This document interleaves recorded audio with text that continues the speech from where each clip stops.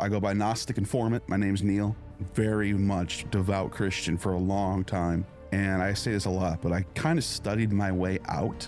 The Gospel of Peter almost made it into the cut of one of the main four Gospels. You might have Christians around today trying to defend a walking and talking cross, saying that Christianity is just Platonism for the people. Alexander with his horns. He's the guy in the Quran. There was more of a hope in the resurrection than there was in the actual. You better believe it. What's the story with Satan? Satan is more of a concept. He's the Satan or a Satan, and it just means opposer. Why was there a young boy and why was he running away naked? What the hell happened there? But he got caught adding hallucinogenics to the Eucharist and giving it to women. A lot of these miracles had psychedelics involved. And then I was in like this white room, thought I died. Like, did I just overdose? Am I dead? There'd be at least one mention of Moses anywhere in the thousands of texts that we have. Somebody would mention Moses, they just don't. As that progresses down some centuries, they banned frivolous laughter. So joy becomes the devil. Any opposition to Christianity is satanic. During the Middle Ages, shit really gets dark. And it's just this guy bragging about Charlemagne going and killing pagans and burning down villages. And so Easter and the resurrection and the celebration of Easter then essentially was just something that we're celebrating because it was added by humans later on, by people that just wrote it in later on essentially.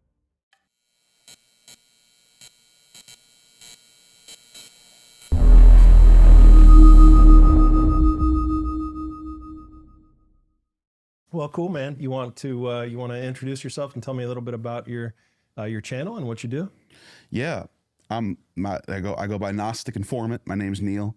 I started channel a little over 3 years ago, almost exactly 3 years ago. I think it was July 2021, so just about 3 years ago.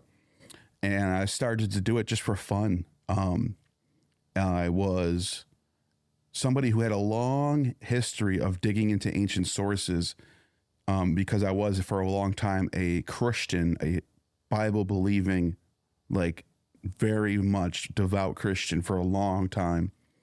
And I say this a lot, but I kind of studied my way out of Christianity. So I started my channel for that reason. I had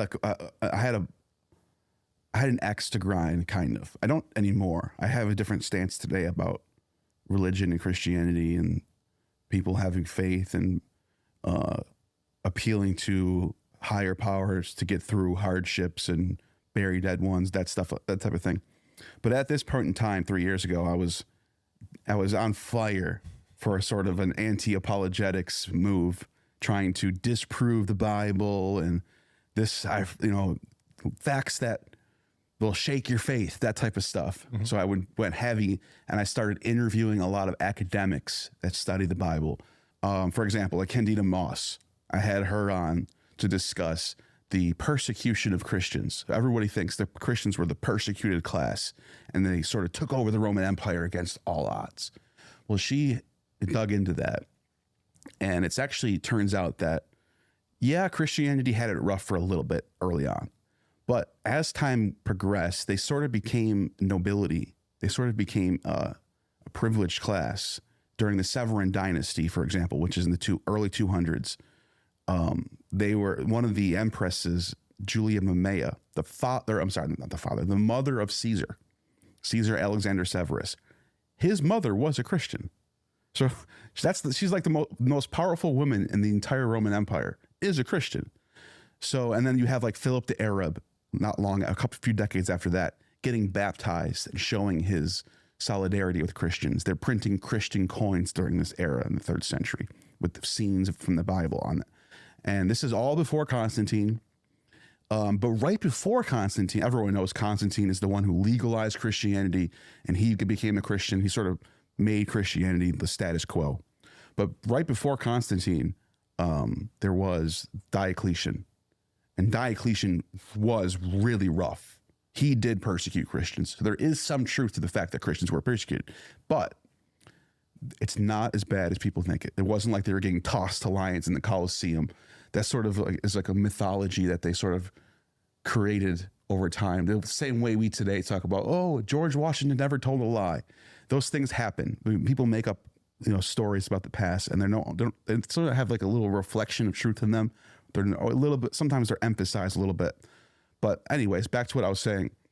That's one example. That's one expert that I talked to about certain things that I think are go against what people assume about Christianity in the Bible. The other one I mentioned Bart Ehrman. Bart Ehrman is a textual critic. And what he does is he studies the manuscript evidence and the variants in the manuscripts of the Bible. So, for example, one of the things that most people, I talked about this on Danny Jones's podcast, but this is one of the most shocking things, in my opinion, is that Mark's gospel, everyone knows Mark, Matthew, Luke, John are the four main gospels in the Bible. And it goes in the order of Matthew, then Mark, then Luke, then John. People assume that Matthew must be the first one written. It's actually not true. Mark is the oldest out of those four. And there might even be an older gospel than, it might even be the case that Thomas is before Mark, but that's a whole other topic. But Mark is the oldest of the four major gospels. Of the three synoptics, it's the oldest. Probably written around 70. And Bart Ehrman has pointed this out to me as a textual critic. If we look at the manuscript evidence of the Gospel of Mark, so what I'm talking about is the physical pieces of paper that we have of Mark, oldest we can get. So not like just looking up online what's in Mark. I'm talking about physical papyri of the Gospel of Mark. I think the oldest that we have remaining is, I want to say end of the 2nd century, but it might be early 3rd century. I know there's one of John from the end of the 2nd century, and it's the size of a credit card. It's just a little fragment of John. That's it. And then so we have to go off. Mark's written in the 1st century, but our manuscripts don't start showing up in our historical record until 3rd, right?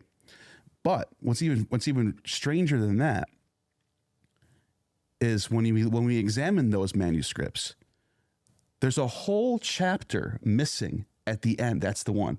That's the size of a credit. That's the John fragment from the late 2nd century. So you're saying that's the only original fragment that we have from John's gospel? That's the oldest. That's the oldest. That's the oldest, yeah. And we have nothing from the 1st century. There's nothing survives from the 1st century. It's all towards the end of the 2nd century is when when we start finding evidence. So that's the oldest one we have, John. And that's 2nd century, right? And that's 2nd century. Okay. So that would have come from some older manuscript that was just copied. Yes. Some scribe. And that's what it is. Scribes are copying, and then there's little differences in these manuscripts, not major. Mm-hmm. But there is one major thing that is just shocking. And for Mark's manuscripts, when we start looking at the oldest manuscripts of Mark that we have, like I said, physical copies, there's a whole chapter of Mark, the last chapter of Mark, which is 16. There's, I think it's 11 verses. Yes, I said 21 last time, but I was wrong. It's 11. Danny, I said 21. I meant 11. This time I got it right. The last 11 verses in the Gospel of Mark consist of Jesus returning from the dead and showing himself to the apostles. That's one of the most important things about Christianity, is the belief that Jesus returned from the dead. That's what requires you to be a Christian, to believe that. But it turns out from the 1st century to the 5th century, all of the Mark manuscripts don't have that scene. It ends with the women, Martha and Mary, going to the tomb. Jesus is not there. His body's gone. It's missing. There's an angel at the tomb, and the angel tells them that he resurrected, and then it ends. You never know if Jesus actually returned. You have to go off what the angel told the women. He never actually comes back from the dead.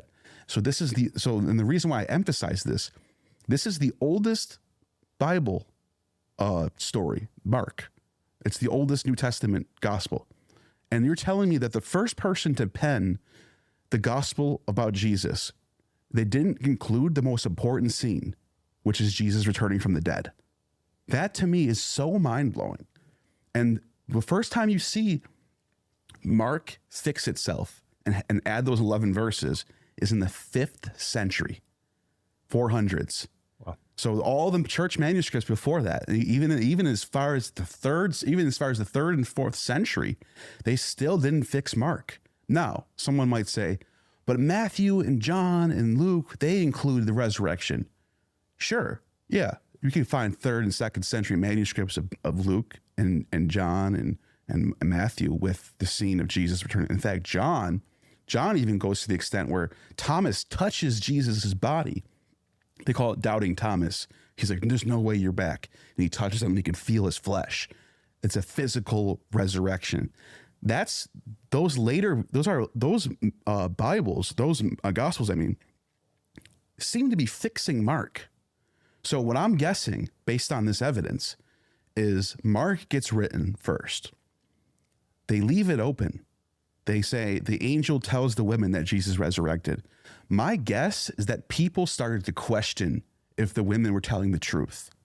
In fact, there's an author, a pagan author. Well, I don't know if you can call him pagan, but he's not a Christian. He's probably a Platonist or some sort of Epicurean philosopher. His name is Celsus. And he writes in the middle of the 2nd century, he argues against Christianity. And this is one of the things he points out. He says, why should I believe that Jesus resurrected when all we're going off of is 2 women who showed up at the tomb and an angel told them that he resurrected? How do we know they weren't hallucinating? Like, how am I supposed to believe this is the Son of God? This is or else? And so he's questioning this based off what's in. It's almost as if Celsus only had access to Mark, and this is in the middle of the 2nd century. Why doesn't Celsus say anything about John's gospel? Why doesn't he say anything about Matthew's gospel?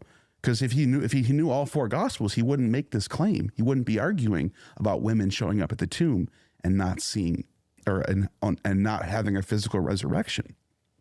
So my guess is Mark gets written, maybe decades before anything else gets written, and it starts to circulate, and people go, I don't believe this. And so then Matthew gets written. It fixes the problem of Mark.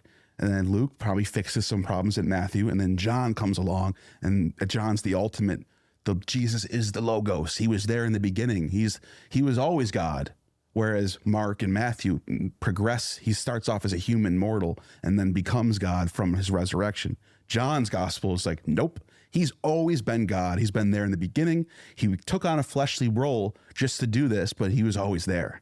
Okay. So you see the Christology develops. And that's one of the things about Christianity that I look at is the development of Christian theology throughout centuries. So starting in the 1st century, looking in Paul's epistles, Paul's writing letters to these churches. What does he believe in? What is he emphasizing? Does he talk about a Trinity? No. Does he talk about, what does he think about baptism? What does he think about Eucharist? What's going on in these Christians' heads early on versus what we find in the 4th century in these councils of Nicaea, where they're saying you have to believe in a Trinity.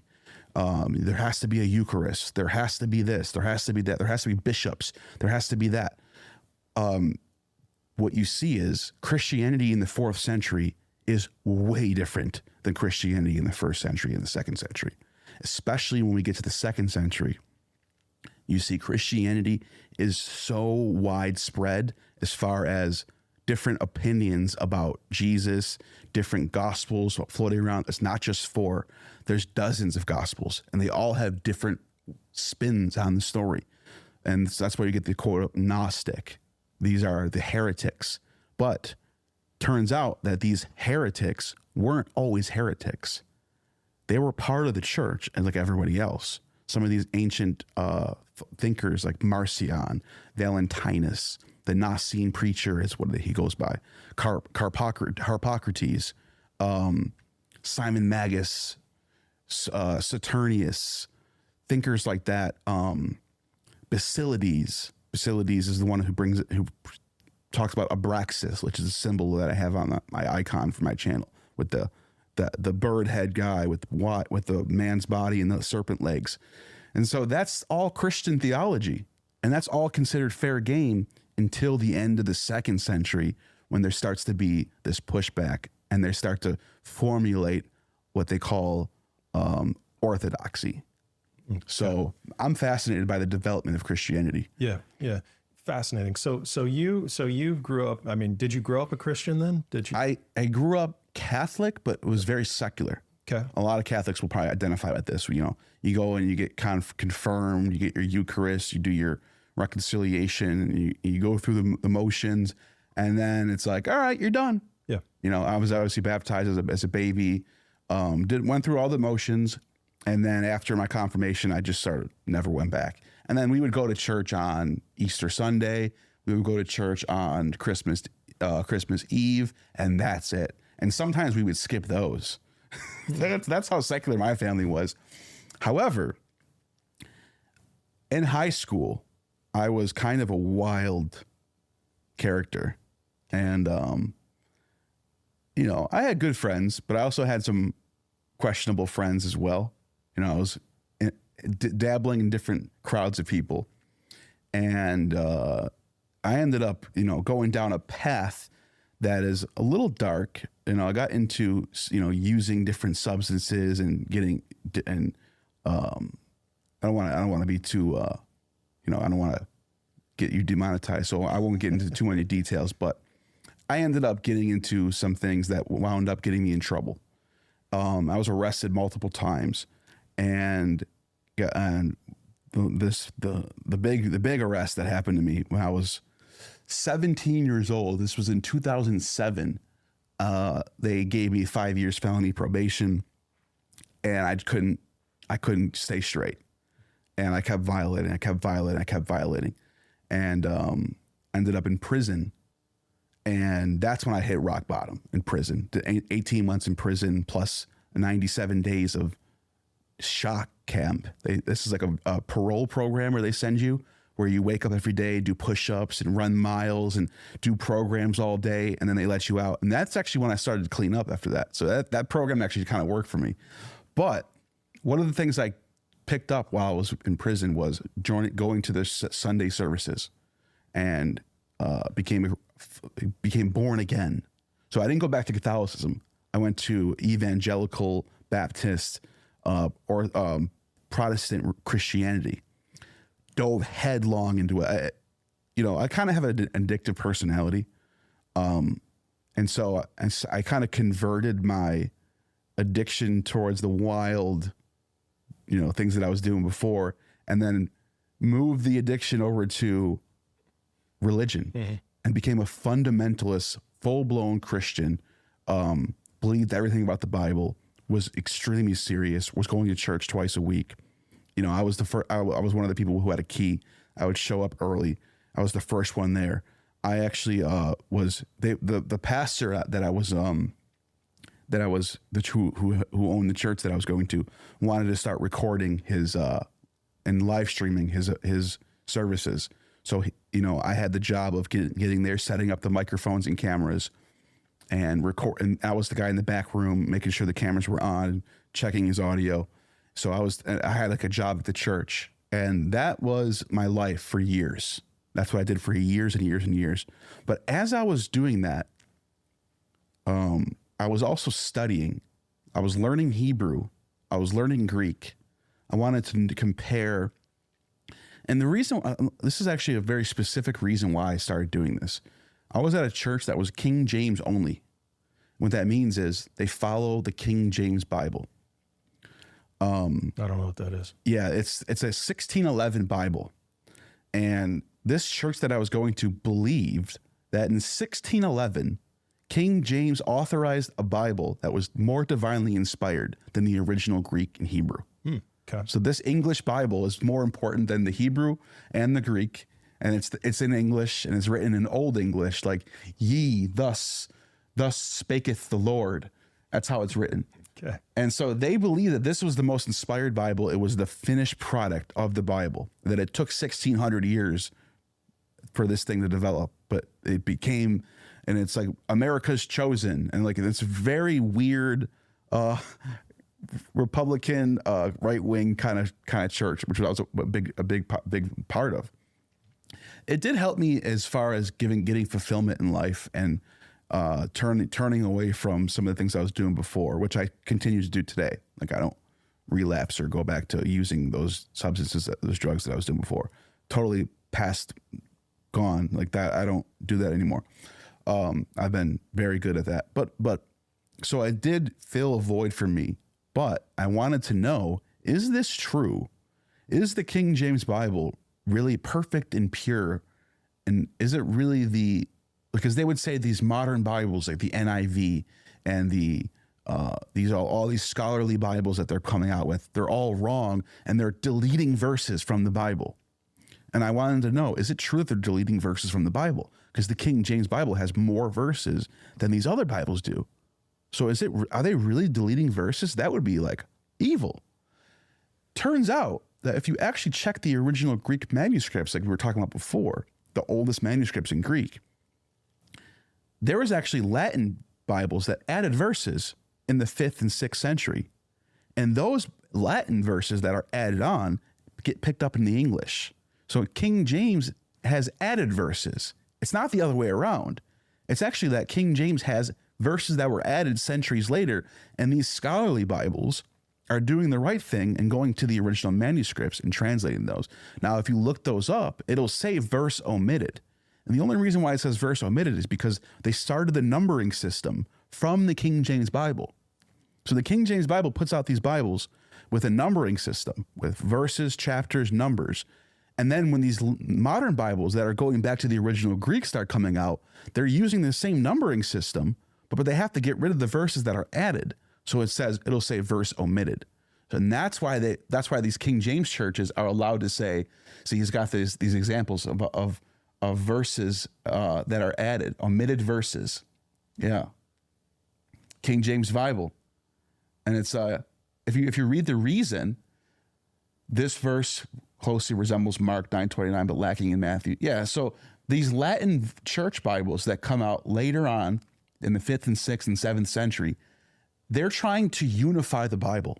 They're trying to so there's contradictions.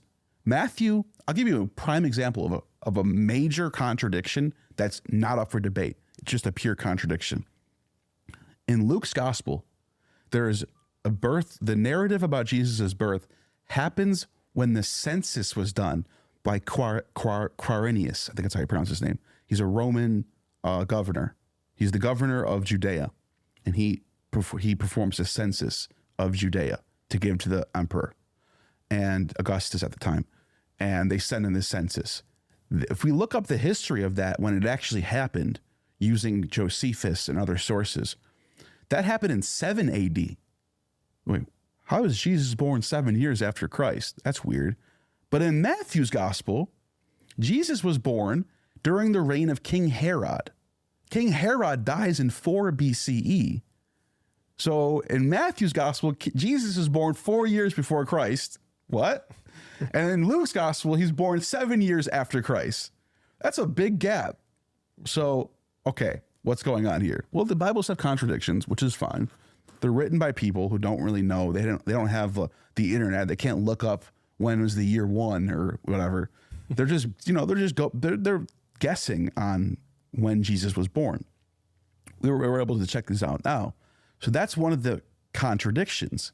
So with these contradictions being present in the Bible, the authors of the King James are trying to write a Bible, construct a Bible that unifies everything and fixes all the problems that were there. Whereas these other Bible versions that are more scholarly, they don't care about contradictions. They want to give you what the manuscripts, the oldest Greek manuscripts, what do those say? And they want to translate it that way.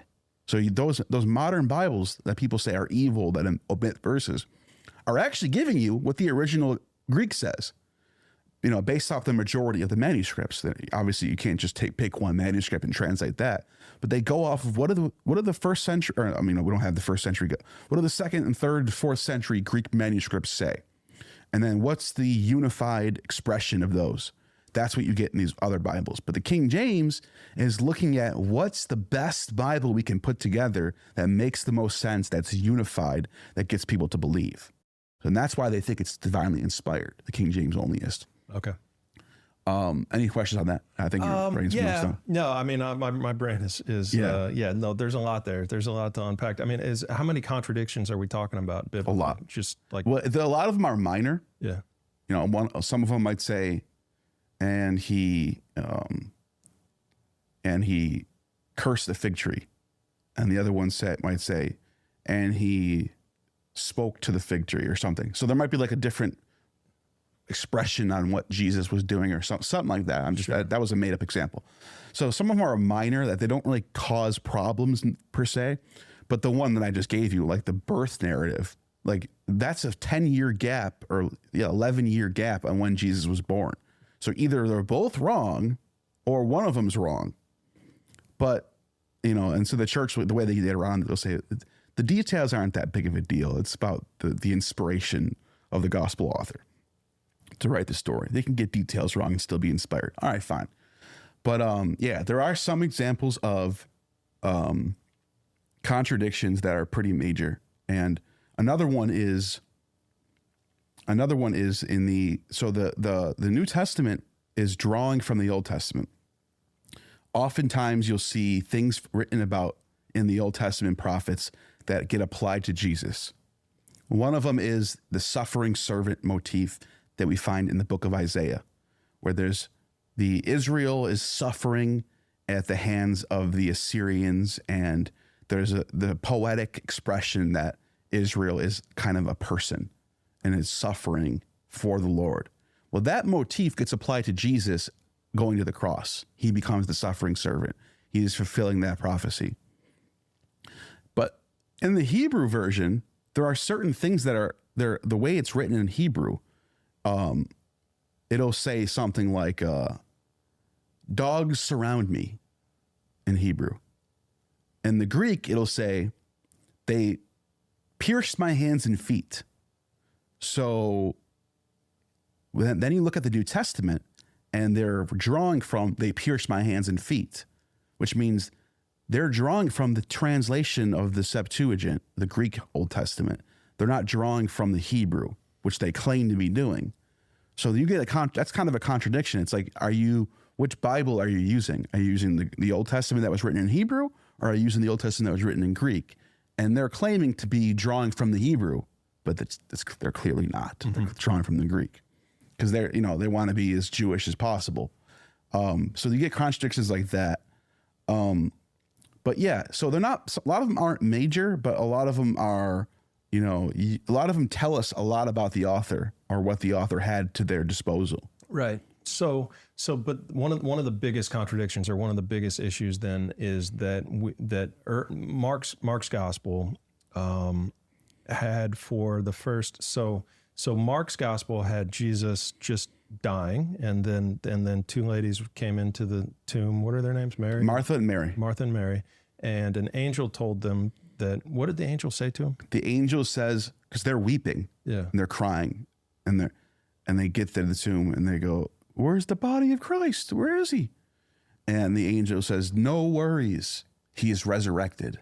Okay. And it ends at that. And that's where it ends. The end. Okay. That's how it ends. And so that was written sometime in the first century. Yeah. If you want to look this up, we can. Yeah. If you want to look up Mark 16, and then I'll show you exactly where it ends. Yep.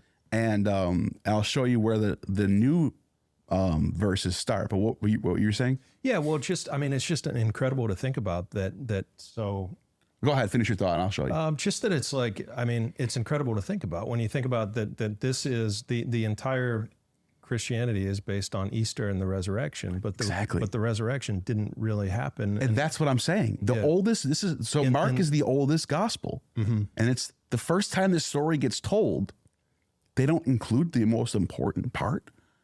It's mind blowing. Now check out what he just highlighted.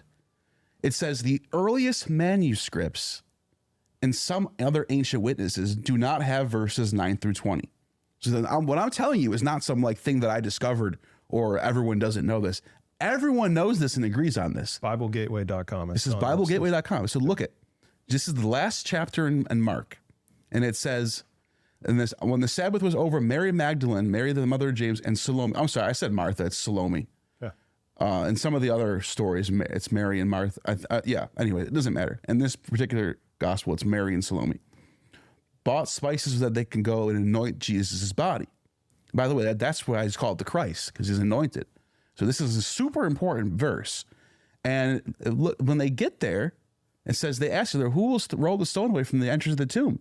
And they looked up and they saw the stone, which was very large, had been rolled away. As they entered the tomb, they saw a young man dressed in a white robe, sitting on their right side, and they were alarmed. And this is the angel. This is what he says to them.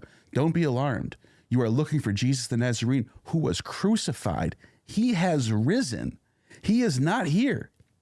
See the place where they laid him, but go tell his disciples that, and Peter, he is going ahead of you into Galilee. There you will see him just as you told him. So they tell him what's going to happen, but then that scene never shows up. It ends, and you're supposed to guess and take their word for it. And then it continues on at verse 9, and these are from the 5th century. So it's not like a few decades later they fixed it. We're talking hundreds of years have gone by, and they add these verses on to fix it. And it says, look, Jesus rose early on the first day of the week. He at first appeared to Mary Magdalene. She went and told these things. And then it says, afterward, Jesus appeared in a different form to 2 of them while they were walking in the country. So then you have his resurrection. Then you actually have a physical resurrection. But that's not in the oldest manuscripts. And I think that's a mind-blowing thing. Mm-hmm. The resurrection isn't even there the first time this story gets told. For the first 3 centuries of Christianity, the oldest, and by the way, and I want to make this very clear, Matthew does get written a few decades after Mark. But what I'm saying is, so people will say, but Matthew has a resurrection, so who cares? All I'm saying is Matthew is not the first time this story was told. The first time this story gets told, you would think the most important thing, imagine if there was a gospel where there's no crucifixion at all. Like, why would you not have the crucifixion? That's the most central thing to the story. And that's like the resurrections too. To not have this physical resurrection the first time this story is told, it's almost like they're leaving it open. It's almost like the first time this story gets told, they're saying there's rumors that he returned. And then when you get to Matthew's gospel, we know he returned. Mm-hmm. It says a lot about the situation. Yeah. If you think about it logically. And you think Matthew was just trying to fix it because people were complaining about the original? I think when Mark got written, I think people were questioning if it actually happened. Yeah. People were saying, wait, so it ends there? Did Jesus actually return? And they're probably like, yeah, he definitely returned. Well, why didn't you write that? And they probably wrote it after. Mm-hmm, mm-hmm. So it didn't take long for them to fix it. Mm-hmm, mm-hmm. Yeah, that's crazy. That's crazy. It is. So Easter and the resurrection and the celebration of Easter then essentially was just something that we're celebrating because it was added by humans later on, by people that just wrote it in later on, essentially. Yeah, and what's interesting about Easter is when Jesus was crucified, and I think there's a historical truth to this. I do think there was a guy named Jesus of Nazareth. I don't think he was made up. So there are people who think, there are mythicists, they call themselves mythicists online, who, and Richard Carrier has a PhD. He wrote a book arguing that Jesus didn't exist at all.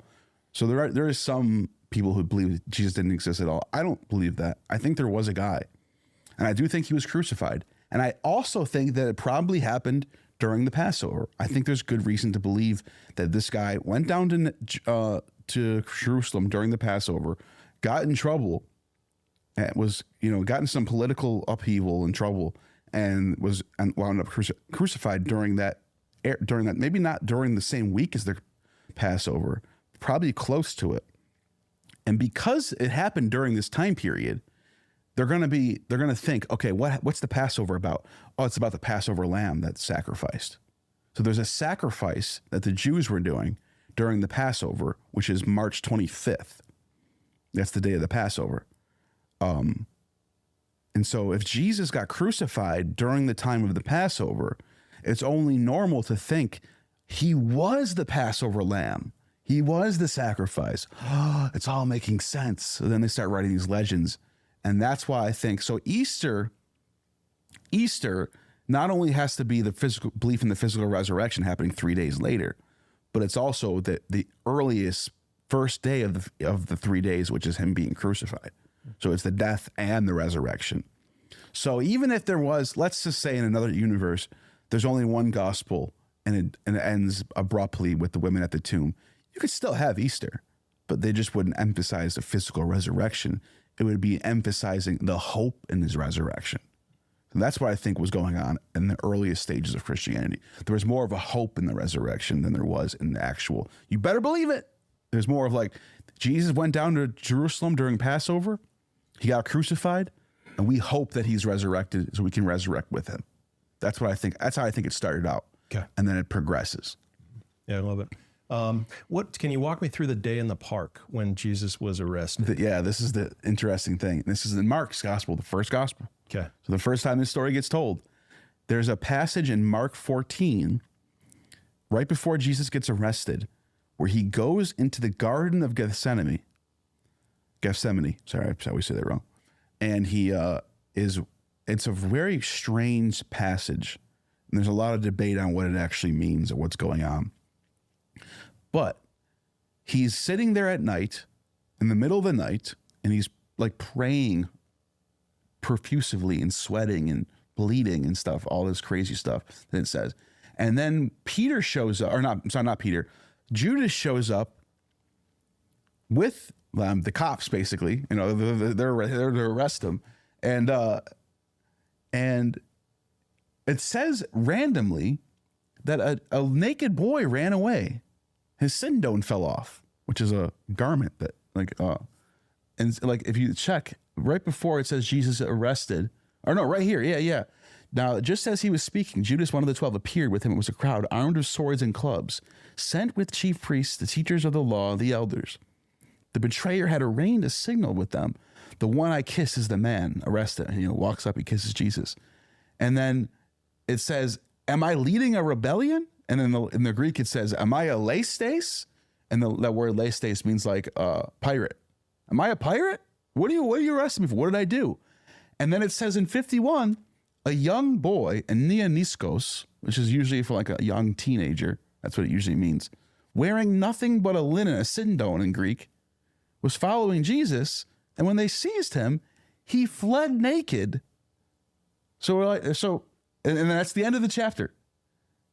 And as you go to the next chapter, it's like they don't even explain why was there a young boy and why was he running away naked? What the hell happened there? So there's like different theories on what it means. Obviously, Ammon is one of the ones that is famous for this, where he thinks there was some sort of ritual. And so the way one of the ways he argues this is that when Orpheus gets arrested in Metamorphosis, and not just Metamorphosis, in other ancient Greek sources, Orpheus, right before the Maenads come to tear him apart, sent by Dionysus, he's plucking the manhood of young boys. He's doing pederasty. And so Ammon is saying that Jesus might have been doing something similar to that. And then there's other more scholarly approach, with the more consensus approach, is that the mainstream, I should say, is that Jesus resurrected this boy. That Jesus, this boy just came out of a tomb, and that's why he's wearing a sindone, because he was wrapped for burial, and Jesus just resurrected him. Okay. But it doesn't explain that. No. It's left open. So I don't know. You take home what you want with that. But I think Ammon's theory is very fascinating. He gets a lot of flack for that, but I think it's very fascinating. What do I think about it? I just don't know. Yeah. It's a very strange passage. I don't know what it means. The resurrection thing, I don't know if that's true. People have said that. The resurrection of the boy? That's what some scholars say. Mm-hmm. Some scholars are saying that it's implying that Jesus just resurrected some boy in the garden. Mm-hmm. That he just came out of a tomb and ran away. So was it? But why wouldn't Mark just say that? Yeah. But it's almost like it's like a dog whistle. That's what it means. But if it's a dog whistle that he's resurrected somebody, why couldn't Ammon be right that it's a dog whistle for the Orphics? Because right before Orpheus faces his death, he's doing something similar. Mm-hmm. And there's a lot of Orphic. By the way, the Orphics are very closely connected to the Christians. In the earliest Christian catacombs that we have, there's a whole painting of Orpheus playing his lyre in the catacombs. You can actually look this up. Look up Orpheus Christian catacombs, and there's this beautiful painting of Orpheus. Why is Orpheus a pagan prophet in a Christian catacombs? Well, it turns out that in Alexandria, Egypt, where Christianity developed, Orphism and Judaism sort of marry each other. And some of these Hellenized Jew, there it is, that's Orpheus in the Christian catacombs, one of the oldest Christian iconographies that we have. So there is some truth to the idea that Orphism and Christianity are developing side by side. And that's such a beautiful painting, by the way. I don't know. I think that's fascinating. But that's the high priest of Dionysus. That's the Orphic sage. He's a theologian. That's where the word theology comes from. Okay. Orphism. And he writes apocalypses. So we talk about this genre of Jewish apocalypticism. The apocalypse of John, the apocalypse of whatever. There's different apocalypses. Well, that word comes from the Orphics. Orpheus reveals. That word means reveal in Greek. Orpheus reveals the future, catastrophic events, the end of the world. There's a text there's a famous archaeological discovery called the Derveni Papyrus, and it dates to like 500 BC. They found it in Macedonia, and the text is Orpheus doing an apocalypse, revealing stuff. And so that's it. That's one of the greatest. That's one of the oldest manuscripts that we have. They call it the oldest book of Europe. Super ancient stuff. But yeah, in that text, if you read the translation of it, 340 BC. Yeah, the story. So that manuscript is from 340 BC. The text that's in it is from a text that dates back to like 500 BC. So it's like a 100-year-old story at that time. Okay. But yeah, that is in that text. It's an Orphic revelation. It's like Revelation. It's very apocalyptic. It's revealing the future. It's saying what's going to happen, and that's what that is. And so in Hellenized Judaism, which is flourishing all over Greece, all over Anatolia, but the biggest place of Hellenized Judaism is Alexandria, Egypt. And we have texts from Alexandria, Egypt from the 2nd, 3rd century, 1st century BC called Orphica. And there was Jews living in Alexandria, writing in Greek, who were claiming Orpheus as one of their prophets and saying that Orpheus was either the son of or the teacher of, depending on which source you're reading. Aristobulus says he's the son of, Aristobulus says he's the teacher of. And then I think other sources, there's another source, author named Theodotus, who says that Orpheus was the teacher of a guy named Musaeus. And this Musaeus is an ancient Athenian lawgiver and polymath. M-U-S-A-E-U-S, Musaeus. And he's an ancient Greek lawgiver and found throughout many sources. He's mentioned in all these texts from the ancient world. Plato writes about him, all this stuff. But these Alexandrian Jews said that's Moses. That Moses at some point in his history went to Athens and gave them the laws just after he did give the laws in Judea and leave Egypt. They have an extended story about Moses. We lost it. We only have fragments about it. Like I said, Aristobulus is one of the people that mentioned this story. Another author named Theodotus. And I think there's a guy named Ezekiel the Tragedian. These are all Jewish people living in Alexandria, writing in Greek, and they're basically trying to link Athenian mythology or Athenian sacred history with their own Jewish history. And that's why they're connecting this Musaeus character with Moses, which is kind of mind-blowing. Most people don't know this. Most people think Moses has nothing to do with ancient Greece. But these Jews living in Alexandria said, no, actually, this is the same guy. Okay. Let's go back to the park for a second, if we could, and maybe I want to maybe finish up Christianity and then get to Judaism, because I'd love to cover them. Like, get your thoughts on each kind of individual. Yeah, I sort of went on a detour there, but but to Amon's credit, people will say there's no way Orpheus or Jesus have anything in common. There's nothing going on there. Well, as I just showed you, these Hellenized Jews had Orpheus and Musaeus as part of their prophets, and Orphism and Judaism are sort of marrying each other this time. That was my reason for going down that little. Yeah. Cool. Yeah, no, I appreciate it. What did he mean by am I a pirate? What was he talking about there? So the word in Greek that they used for that verse is leistes. If you look up the etymology of the word leistes, leis by itself means booty. So like stolen treasure. Lestes is a trafficker of booty. That's what it means. That's what the word breaks down to. Those lestes, like one of the common, there's a lestes, there's a story about Julius Caesar being captured by lestes. Okay. And the lestes, who were pirates in the Black Sea and Mediterranean Sea, were most often linked with human trafficking, because slavery the slave trade was thriving in the Roman period.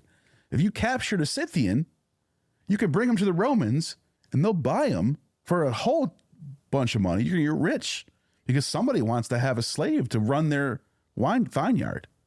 So human trafficking was thriving in the Roman period. And that's what they call them, lestes. They're all over the sources, lestes. It could mean pirate.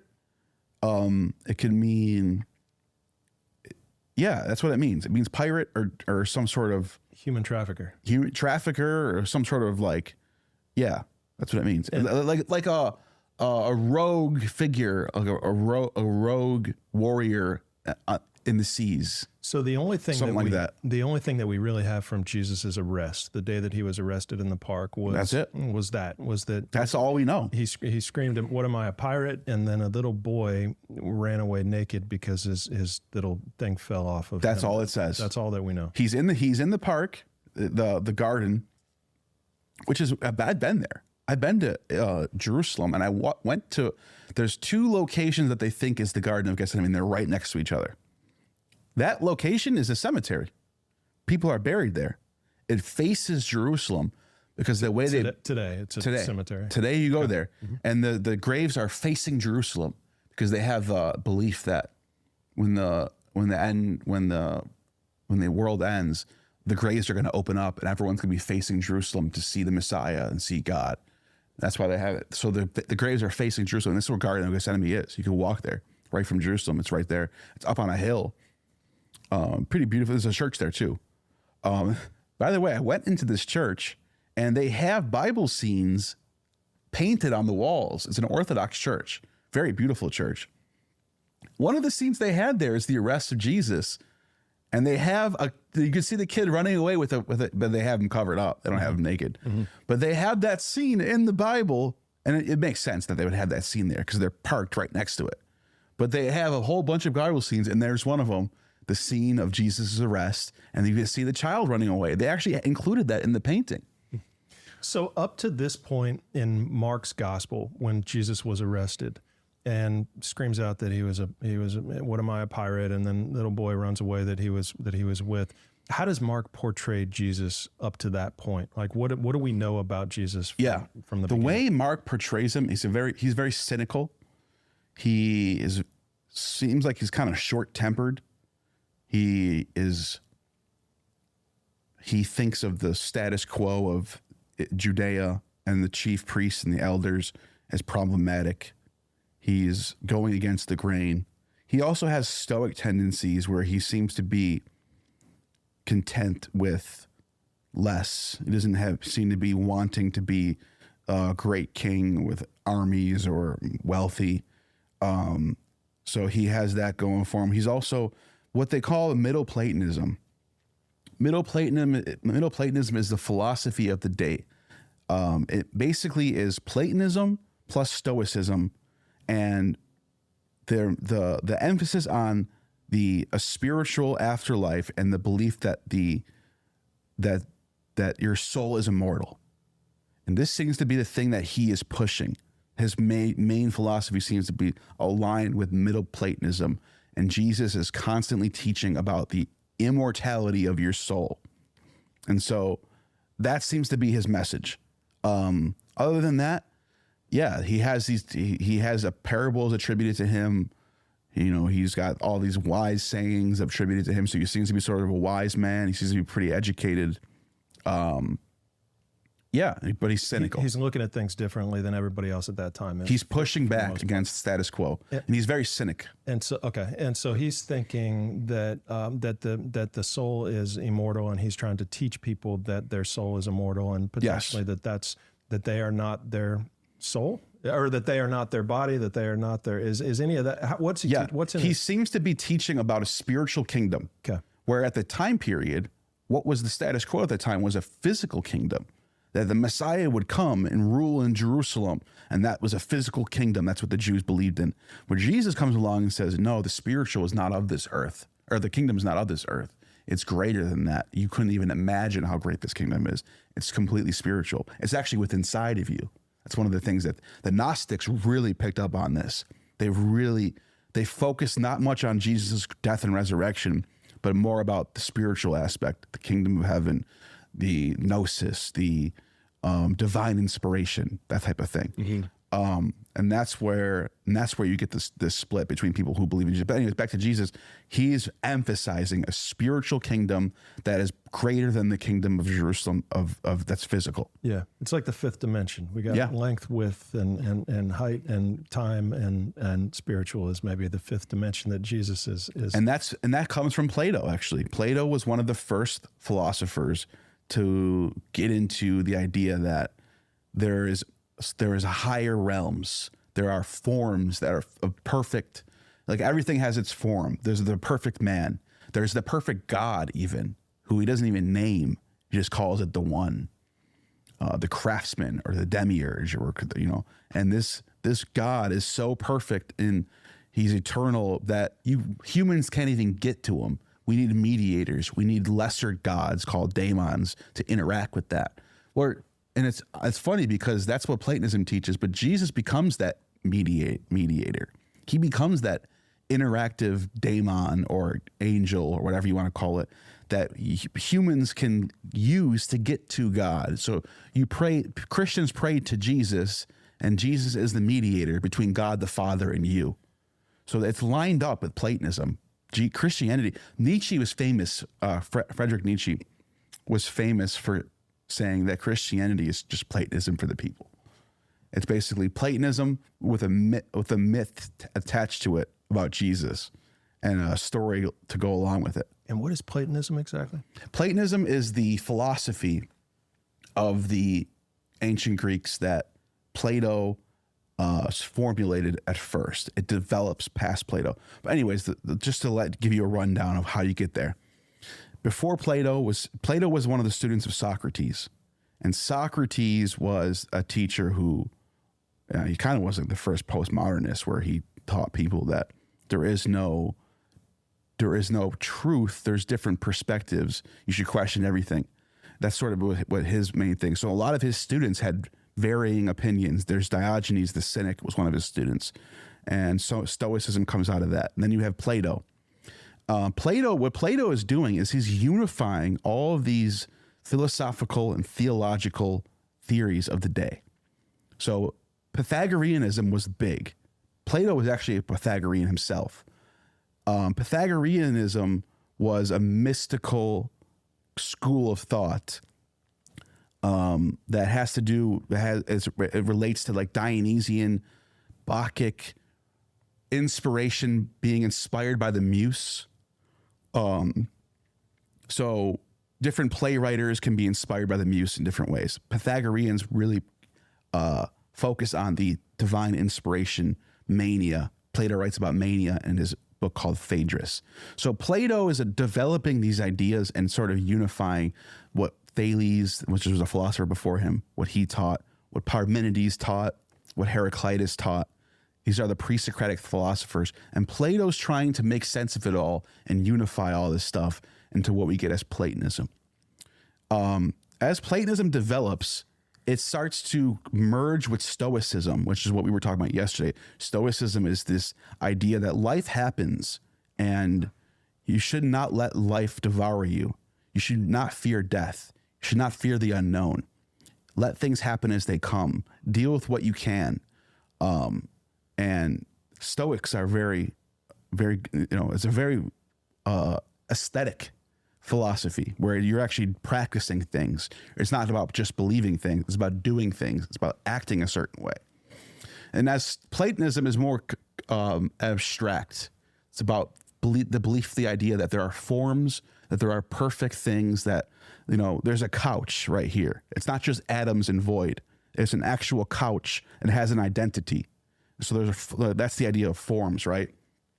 And those ideas develop until You get to the 2nd century BC, or 1st century BC, and as Platonism is developing, it's becoming more and more canonized, and that's how you get what they call Middle Platonism, and it's the leading philosophical status quo of the day, and it's about the belief in the good and ideals.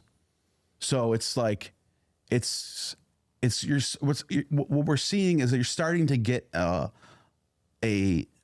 status quo of what philosophy is, and that we call it Platonism. It's the ruling philosophy of the time period. Okay. And in Jesus' time in the 1st century, he's in the middle of all that.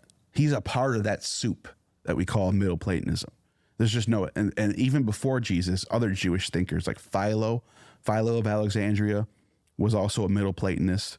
So Judaism and Platonism are gelling together, and this is where Christianity grows out of that soil. Okay.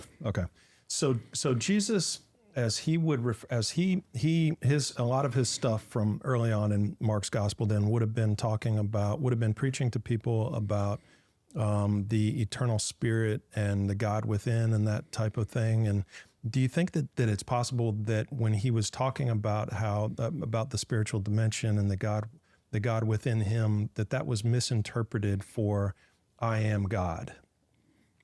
Is that part of the?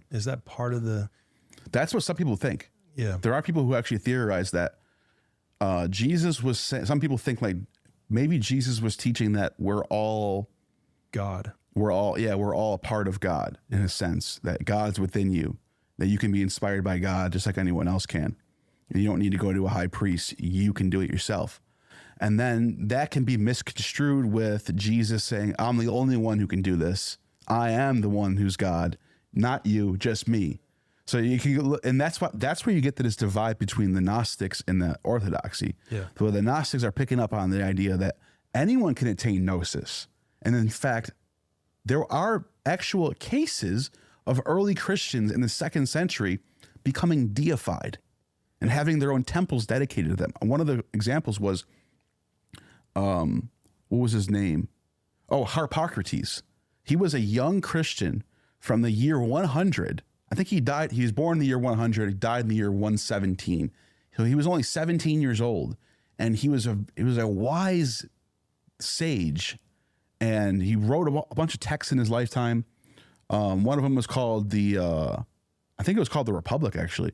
But anyways, this kid, this wonder child, was it blew everybody away in his short life that when he died, they said that he attained the same level of gnosis that Jesus attained, and they deified him and made him a god.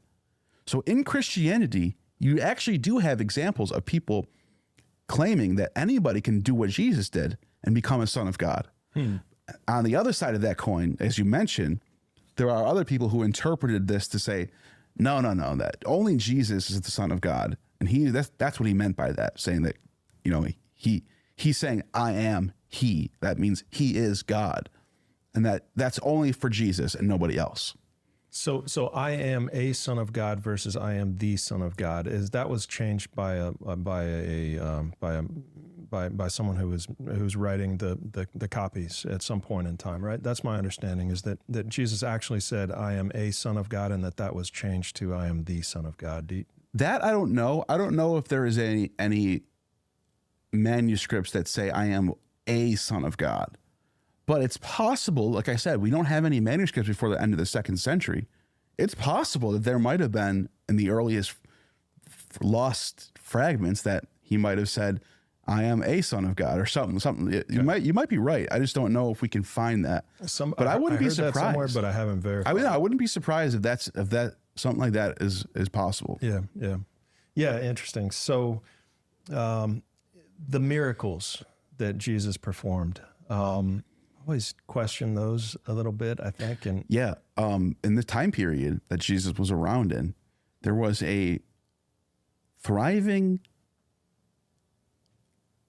There was a thriving movement for magicians. Huh. So there's a lot of people with the title of magus.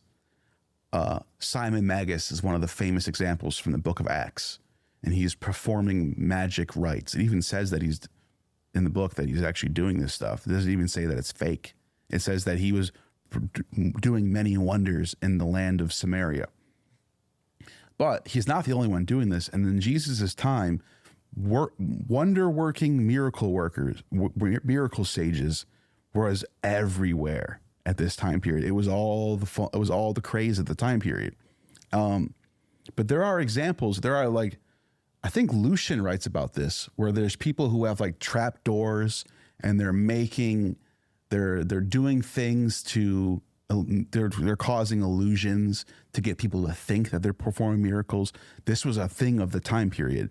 There's actually a Christian text from the late 2nd century called Against Heresies, written by a Saint Hippolytus. And he talks about a guy named Marcus the Magus, who was a Christian, who identified as a Christian, but he got caught adding hallucinogenics to the Eucharist and giving it to women. And then when the women would drink this cup with his added hallucinogen, they said he did it with a sleight of hand. He would show them the real wine. They would drink it. Oh, it's real wine. And then right at the last second, he would add a filtery, and they would add the drugs to it. And then, and what were the common it was drugs? causing them, we don't know. Okay. But it says it's purple. Okay. It's all we know. It just says it's purple substance, what the text says. But it caused them to have hallucinations, right, and they would think that this was a miracle, that they were having visions of Mary or God or something. And this was like this magician, this prophet or whatever, bishop, whatever he was, his Eucharist were magic. He was giving me a Eucharist, and I was having visions of the Holy Spirit. So he must be a divine wonder worker. Got to be a god. Right. Yeah. So, but really, he was adding drugs to the Eucharist, which is so fascinating, because I think psychedelics and religion are side by side. I think religion comes from psychedelic use. Psychedelics and humanity are side by side. Yeah. And religion is a part of that. So yeah. I actually think one of the oldest words in Indo-European, Proto-Indo-European, for the word for God, the word that we say today, which is God, is etymologically descended from the word gehu, which means to pour, to invoke, and to offer libations. And it's used for psychedelic potions. It's a word that's linked to the word for koukeon, gehu, and then koukeon, which is the ancient Greek substance that they drank in the Eleusinian Mysteries. And people even say that the Eleusinian Mysteries is so old that they don't even know how old it is, because we know it existed in the Bronze Age.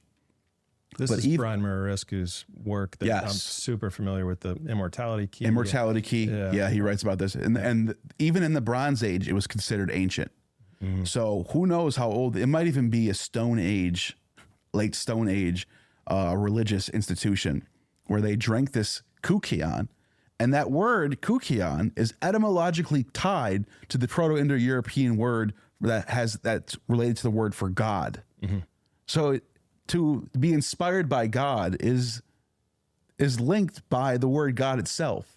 So psychedelics and the word for God are bound together just off the rip. Yeah, it's hard to talk about like the first sacrament, and it's hard to talk about the miracles without talking about psychedelics at this point. Yeah. I mean, at this point. That's so I would not be surprised if a lot of these miracles had psychedelics involved. So you're making a blind man see, easily accomplishable with psychedelics, right? Right. I mean, you're seeing. Or how about getting 500 people to witness a resurrection all together?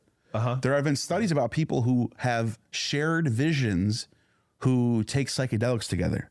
I'm not sure how deep those studies go, but there are people who claim that these two people took mushrooms together and they claim to have seen the same thing at the same time. That happens all the time. Yeah.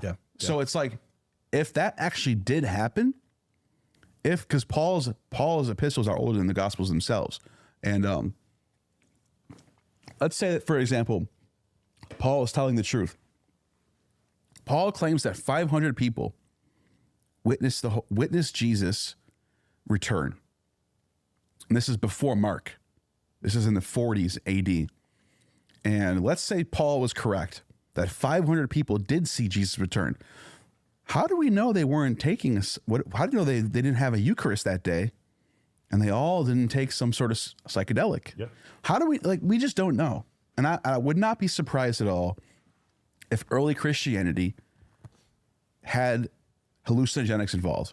And the reason why I think that is because all the other mystery religions of the day were using psychedelics. The ancient Eleusinian mysteries, for example, with the Kukiyant. The Zoroastrians and the Mithraic mysteries, they drank what was called Haoma. In India, and the Vedic mysteries, they drank what was called Soma. And the Scythians had their own version of this. I think it's called like Kaima or something. I can't remember the name of it, but they had their own fermented milk that they had mixed with some sort of other stuff. But ritual psychedelic use was common for religious observance. And it makes perfect sense. And even in Judea, even in the Israelites were using cannabis in the Holy of Holies. They were using cannabis and it would put them into psychedelic states so that they can get oracles from God. How else do you envision God? How else would you connect to God other than psychedelics? This is a big part of my story too. And I kind of fast forwarded through my life a little bit to get to prison. But before that, I had a huge DMT phase in my life where I used to make TMT, and not for sale, for myself and for people that, were coming along for the ride. But I've had so many experiences on DMT, hundreds, I'm not kidding, hundreds. And you'll never get used to DMT. It is so there's things that are called breakthroughs. I don't know if you've heard this, because you can try DMT and you'll have a crazy experience on it, and it's only lasts for 5 minutes. But you might envision a spirit or something. You might envision an angel or maybe a demon. You might have a bad trip. But then there's another thing called breaking through. And I didn't know what this was at first until it actually happened to me. When you break through, it's beyond a regular DMT trip. You end up going somewhere else that you think you're in a different dimension. And you can read online, people will talk about this at length. I had a breakthrough experience, and there are people who say, I thought I had breakthrough experiences before. This time it actually did happen, and this is nothing like anything else that ever happened before, where I woke up and I was in a different place, and I spoke with this being.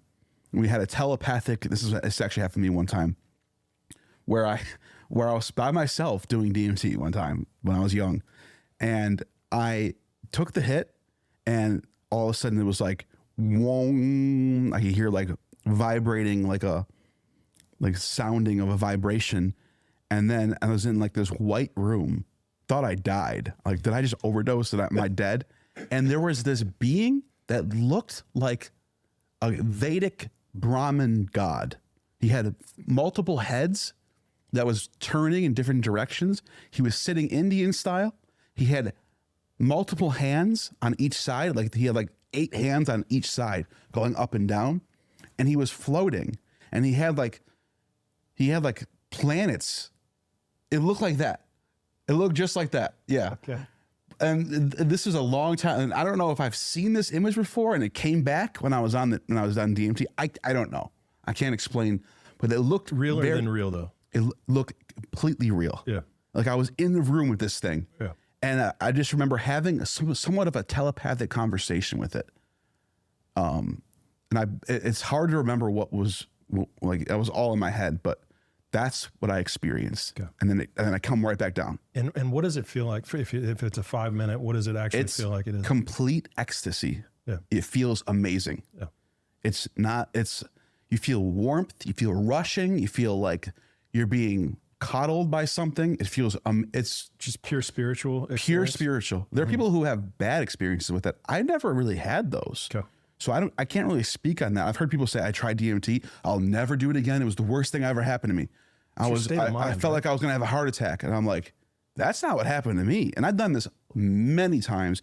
every time I did it, it was amazing. It was like life changing. And I think doing this, I think having my experiences with DMT was what led me down the path of seeking answers for why we're here. So I think it has a lot. My DMT history really dictates how my life ended up as a seeker of reading ancient text or of wanting to learn more about the universe or all those things that we do. Truth. You're looking for it. It opened up your desire to It find opened up my desire to find truth. Yeah. Exactly. And that's, yeah. And I stand by the psychedelics as something that we should incorporate more into society. Because I think it can help. And there's studies done that it helps people with depression, and it helps people get off addiction.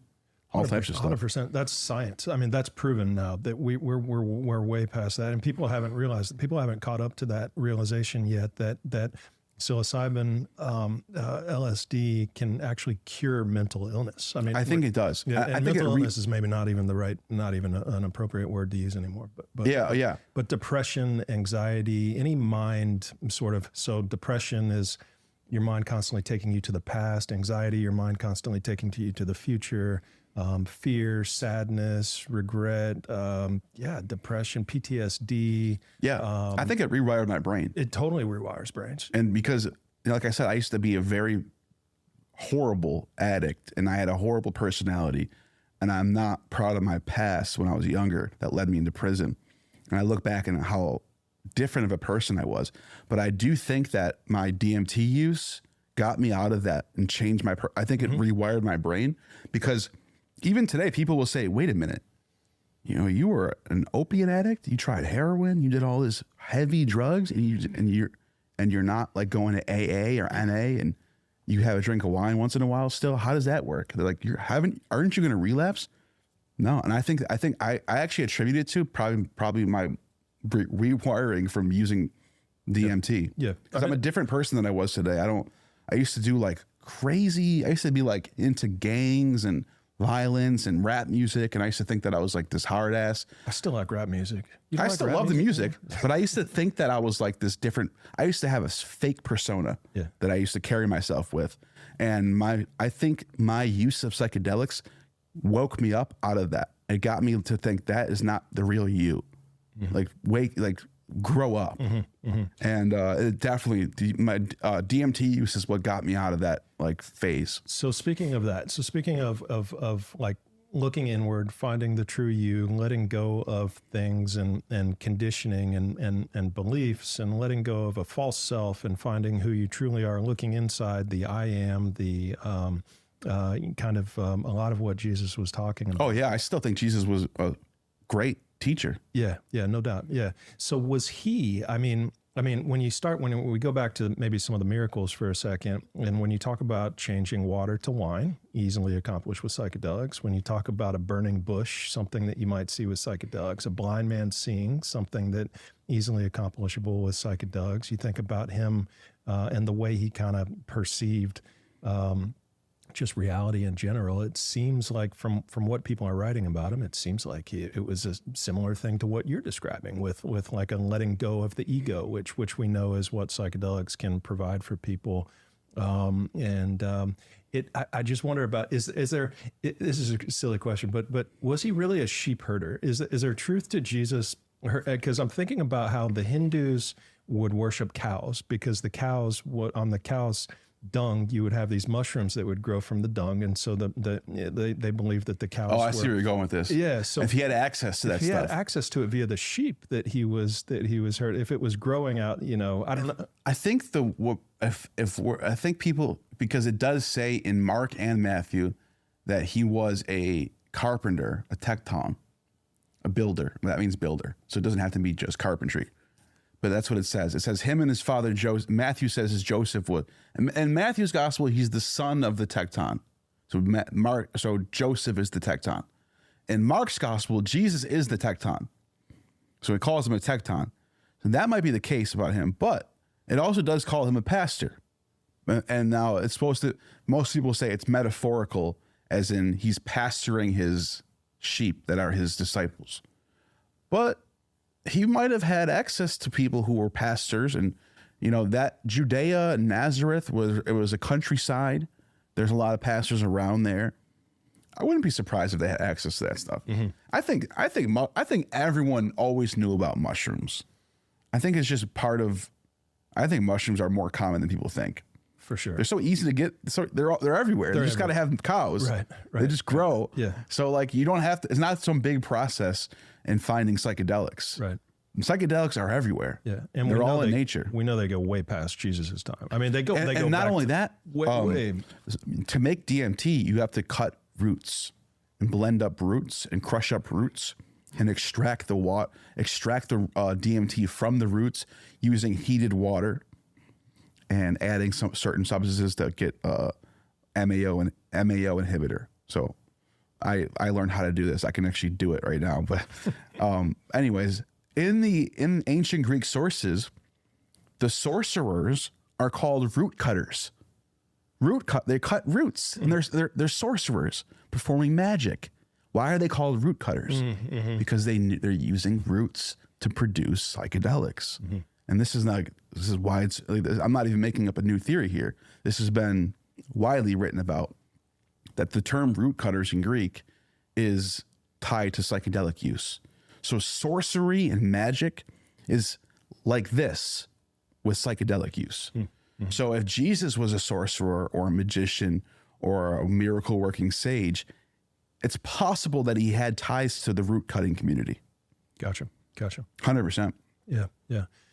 Yeah, fascinating. Yeah, psychedelics for me were life-changing. Huge life-changing. Yeah.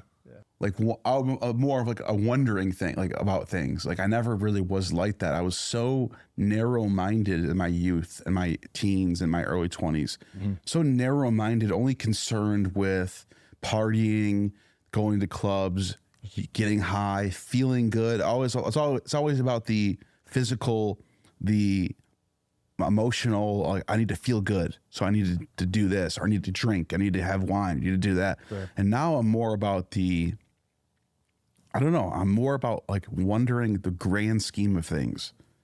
Like I don't know what it is. I'm always trying to learn more about science, trying to learn more about ancient history and philosophy, all that, whatever. Mm-hmm. But I never was like that until the last 10 years. Yeah. So that's cool. Something's shifted at some point. Yep. Cool. Yeah. So I guess maybe getting back into it a little bit. So how would Dionysus? So you mentioned Dionysus. I love talking about Dionysus. I can talk about Dionysus forever. Oh, okay. Yeah. Cool. Yeah. So like I guess my understanding is very little, but that some of Christianity could be copied from older religions to having to do with Dionysus, and that a lot of the things that Jesus was described as having or being or doing was similar to what we might see with Dionysus in the past. Is that true? Yeah, I don't like using the word copy or plagiarize, okay, but I do like the word inspired by, okay, or even polemicizing. What I think sometimes is more important is the changes, is the differences, where there's a reflection happening. For example, Dionysus was so Dionysus was also born of a mortal mother, just like Jesus was. But Dionysus, he had a resurrection before he came into the mortal flesh. So the story about Dionysus is very fascinating. He's born as the divine child called Zagreus. And when was he born? It happens in the mythological past. Okay. And it's sort of like abstract because it doesn't happen on Earth. It happens in Olympus. And Zeus takes on the form of a serpent and impregnates Persephone. Persephone is called Kori, which can mean maiden, or in some cases it's called virgin. She's a perpetual virgin. She's the queen of the underworld. So she gives birth to Dionysus. Dionysus, as a baby, is chosen to wield the thunderbolt. That's what it says, which is becoming the next Zeus, which is the cosmos controller. Like he's going to be the next highest god of all, the most high. Dionysus is chosen. So he's above all other sons and daughters of God. He's the chosen one. So that in that case, that Jesus is sort of competing with that, whereas Dionysus is the chosen son of God. Jesus in Christianity is the chosen son of God. But right away, as Dionysus is a baby, he gets ripped apart by Titans sent by Hera, which is the ex-wife of Zeus, who's jealous of Persephone. So she sends her Titans to go after this new baby. They tear him apart and they eat him as sacrifice. And he gets compared to the bull sacrifice too, just like Jesus gets compared with the lamb sacrifice. So notice the differences. Jesus is the Lamb of God who gets sacrificed at Easter. Dionysus is the bull of God who is sacrificed by the Titans and eaten consumptually, richly consumed. And Zeus in his anger kills all the Titans, takes their bodies, rips them apart just like they ripped Dionysus apart, and he uses the flesh of the Titans to create the world with it. So the world is half Titan flesh, half Dionysus flesh, because they ate Dionysus. In the spiritual world, so us as humans are half Titan, half Dionysus spirit. So we're half spirit, half flesh. Our fleshly self is our Titan self, and our spiritual higher self is from the body of Dionysus that the Titans consumed. This wild stuff, right? Okay, with that out the way. Before the Titans consumed Dionysus, Athena saved his heart. So his heart is still pumping. The dead Dionysus, he's still alive. His heart's pumping. She takes the heart of Zagreus, Dionysus, gives it to Zeus. He mixes it up with a potion, and he gives it to Semele, a mortal. Her name actually means earth. So there's a allegory that Zeus, who's heavenly and sky god, sky father, is impregnating the earth, and which is how crops grow. Rain comes down, impregnates the earth, crops grow. Dionysus is a god, not just of wine. He later on becomes the wine god. That's the Roman Dionysus. But the ancient Greek, the oldest form of Dionysus that we could find, he's an agricultural deity of all growing crops and all life and all swelling of fruits. So life itself is Dionysus. He is the life. And you see this reflected with Jesus. He is the life. He's the resurrection. Dionysus is the resurrection. He's killed as a baby. His heart is saved. And then the potion that Zeus makes to give to Semele impregnates her. So it's a miracle birth from a mortal mother. Then as she's pregnant with the new Dionysus, the same thing happens where Hera comes in and tells Semele, you should ask Zeus to see his godly form. You should see what it looks like. She goes, okay. So she goes and asks Zeus, can I see your heavenly form? He shows her, and it's so mind-blowing that she can't handle it and she dies. You can't see Zeus's godly form, you'll die. So Hera knew this was going to happen. She tricked her, got her killed. But she's pregnant with Dionysus.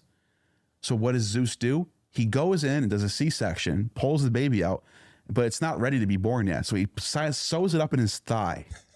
This is a wild story. Yeah. It's all allegorizing nature. Mm-hmm. This is what I love about the pagans. Everything written in the ancient pagan sources is all allegories of what happens in nature.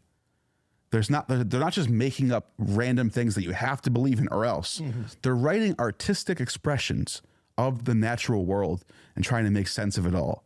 So anyways, Zeus ties up the unborn infant fetus of the second Dionysus, which is now going to be the third born Dionysus, because now he's going into his third womb, and it's the womb of a man, Zeus. So he puts him in his thigh for the next 3 months until he's ready to be born. So the third birth of Dionysus, he's thrice born. This is in all the hymns, he's called thrice born. This is why he's thrice born.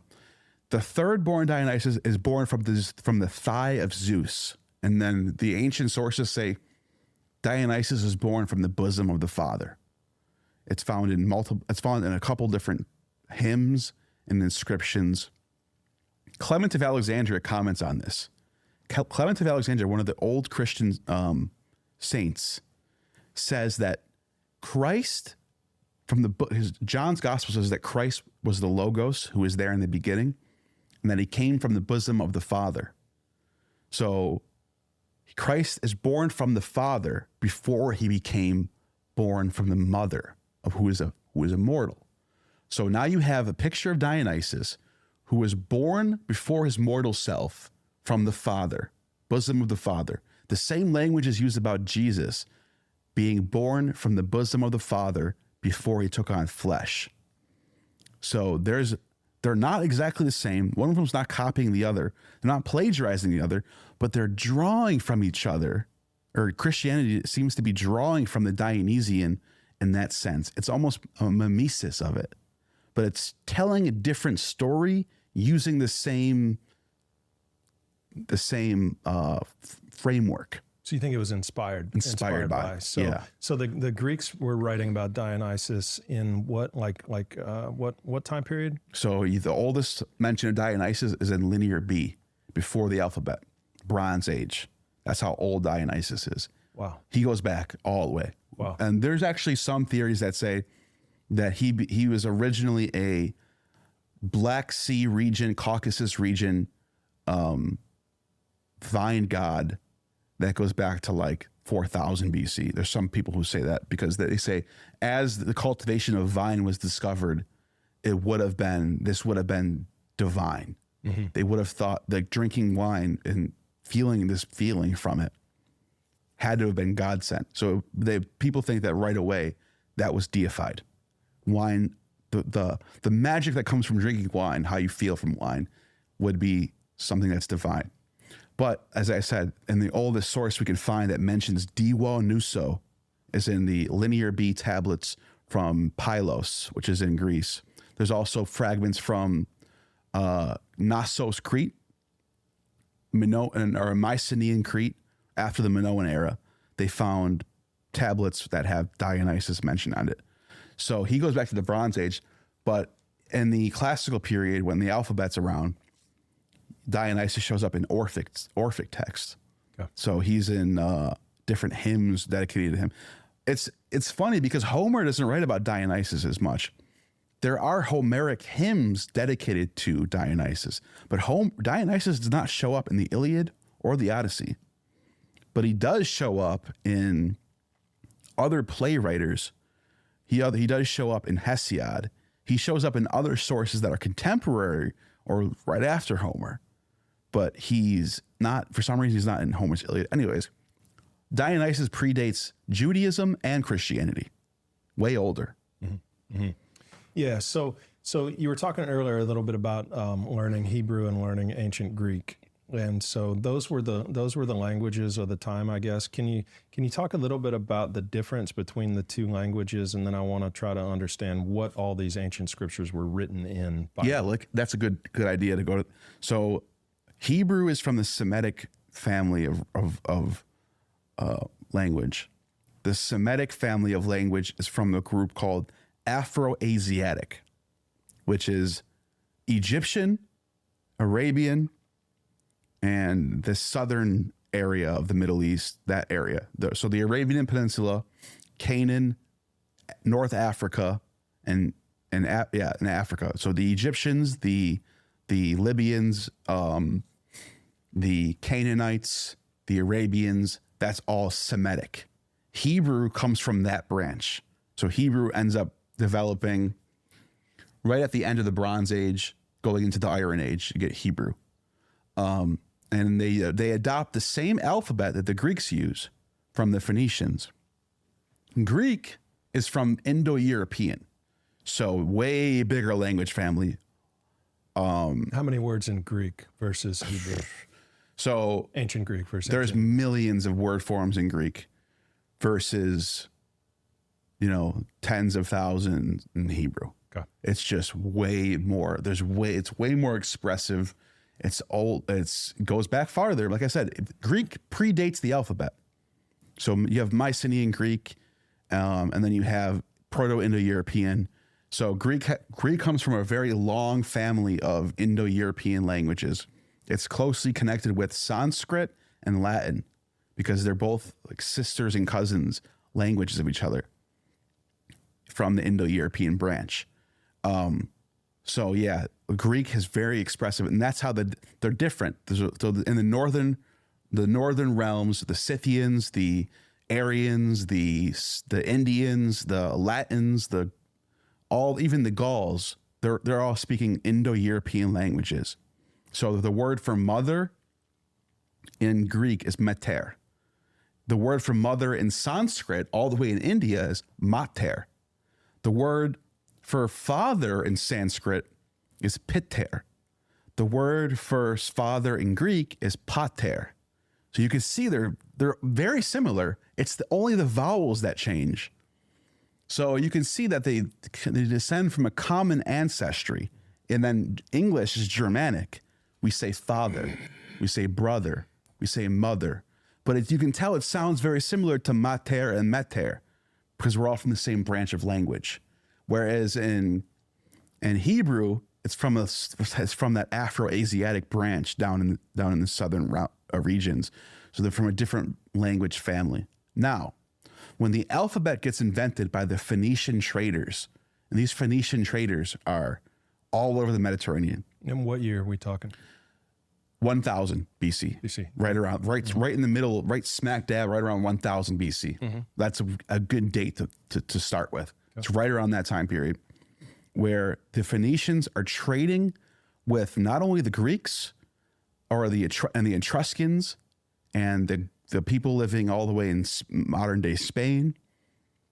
They're trading with those people. They're also trading with their southern neighbors, the Jews and the Egyptians.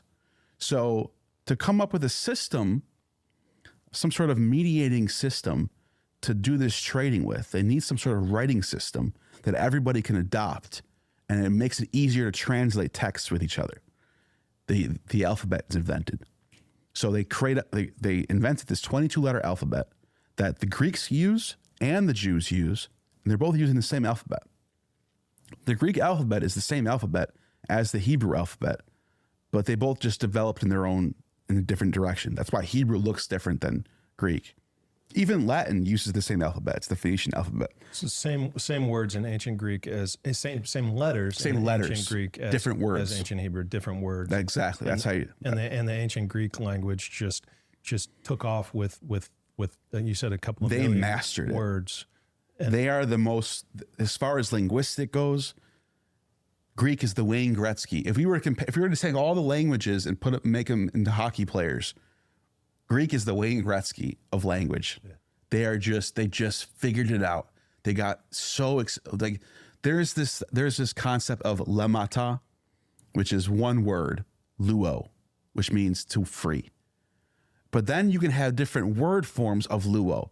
Luo, luomen, lueste, luomai, and that can mean, and that's different expressions of the word luo that can mean I have freed, I will free, I will be freeing, you were freed, you are freed. But they use one word to express 20 different things.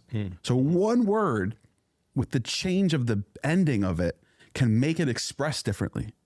Whereas in Hebrew, and English is like this too, you have to use different words, I will free, 3 words. Or a Greek can just do luomai.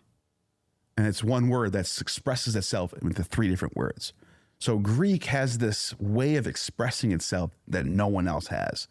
It's a beautiful language. I'm learning it right now. And it's so fascinating how Greek is. Mm-hmm. It's musical too. Mm-hmm. So there's a lot of emphasis on the stress marks. So you put a little dash over a vowel. And so over the omega, luo, and then put it over the alpha, luomai. And it's the way you express your vowels, it comes out very musical. It's like hitting notes when you're singing a song. Mm-hmm. And the Greeks were very obsessed with that, with how you express the words and how you hit the accents. Other languages don't really do that. Okay. So Greek is like an obsessive language, and this is why you get, I think this is why the Greeks became so advanced, because of their language expressiveness. And this is why you get philosophy. This is why you get theology. This is why you get, because they're writing so much, and they're using their mind, and they're writing down their ideas, and they're expressing themselves in all these different ways. I think it expanded the mindset of the Greek world. Yeah. And that's why the Greeks influenced the Latins. Roman religion is basically Greek religion 2.0. So the Greeks inspired everybody.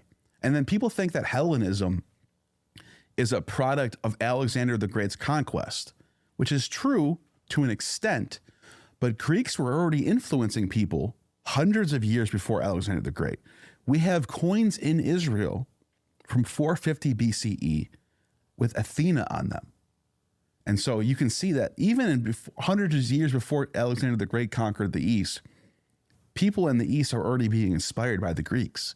There's the way they build their temples with Doric and Ionic columns, Corinthian columns. You see that all over the Mediterranean. People are copying the Greeks. They want to be Greek-like, which is what Hellenistic means. It means Greek-like. So the Greeks are just, they're the cool kid on the block. They're just, everybody likes the Greeks. So most people think that the New Testament was written in Hebrew. Some people think that. Yeah. Not most people. Not most people. Okay. There are people who think that Matthew was originally written in Hebrew and then it was translated, but it's not. Okay. It was all written in ancient Greek. All Greek. So Mark, Matthew, Luke, and John, all written in ancient Greek. Greek. Yeah. The Christianity is actually a Greek religion. Okay. And I'll tell you, I have a story about this. You want to hear a long, cool story about the development of Christianity? Yeah, let's do it. So, all right, this is going to take How me. long? It's going to take me like probably a few minutes to tell this story. Let's do it. All right. Let's do it. So, you have ancient Judaism, as far back as the 3rd century BCE. And during this time period, there is Alexander the Great's generals are fighting with each other, trying to conquer the lands. They want to develop their own empires. And the Jews are sort of in the middle of all this. They're sort of being tossed around it's like a game of tug of rope. The Jews are the rope. They're tugging at these people. And the Ptolemies are down in Egypt. The Seleucids are in Babylon. And there's Macedonians in Greece. And the Romans are the new kid on the block. And they're starting to rise up. Around 200 BC, the Romans defeat the Carthaginians. They defeat Hannibal. And they start to expand their empire. Antiochus III, which is the Seleucid king around this time period, goes to war against the Romans. And they lose. And the winner of this war would take the naval dominance of the Mediterranean. So if Antiochus would have defeated the Romans, it would be the Greek Empire, not the Roman Empire, that would have controlled the world. But no, the Romans won this war against all odds. The Seleucids were probably the favored ones at the time period because they're the Macedonians. They're the power of the world. Anyways, long story short, the Romans win. They become the naval dominance of the Mediterranean.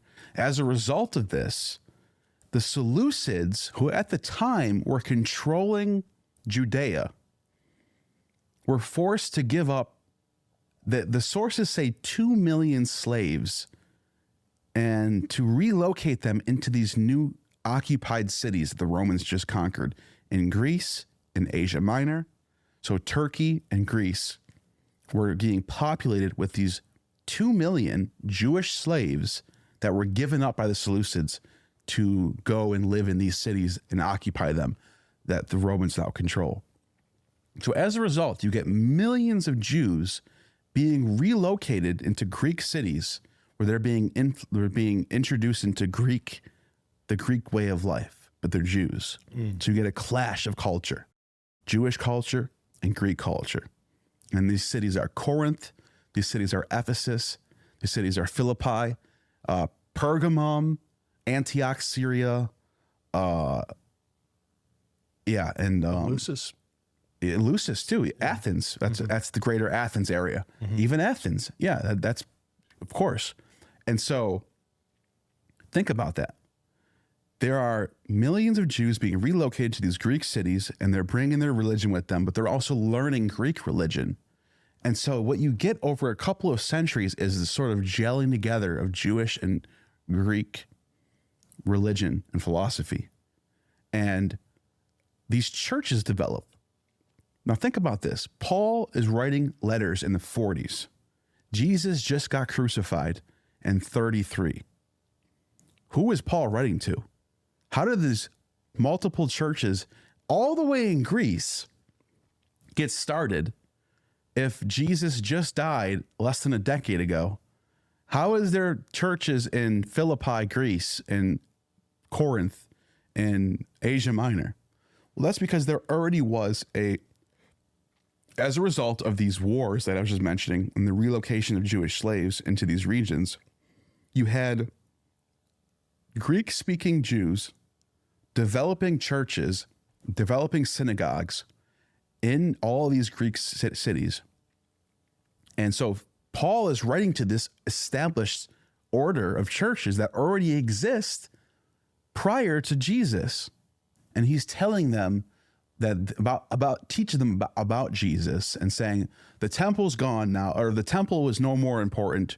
We have Jesus. He's the Messiah.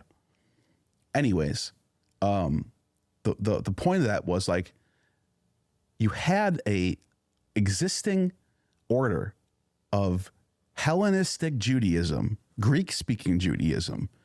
They're not reading Hebrew scriptures. They're not reading the Hebrew Old Bible. They're reading the Septuagint, which is the Greek Old Testament. So they're Septuagint Jews living in Greek cities, inspired by Greek and Hellenism. They speak Greek. They like Greek. They love Plato. They love Aristotle.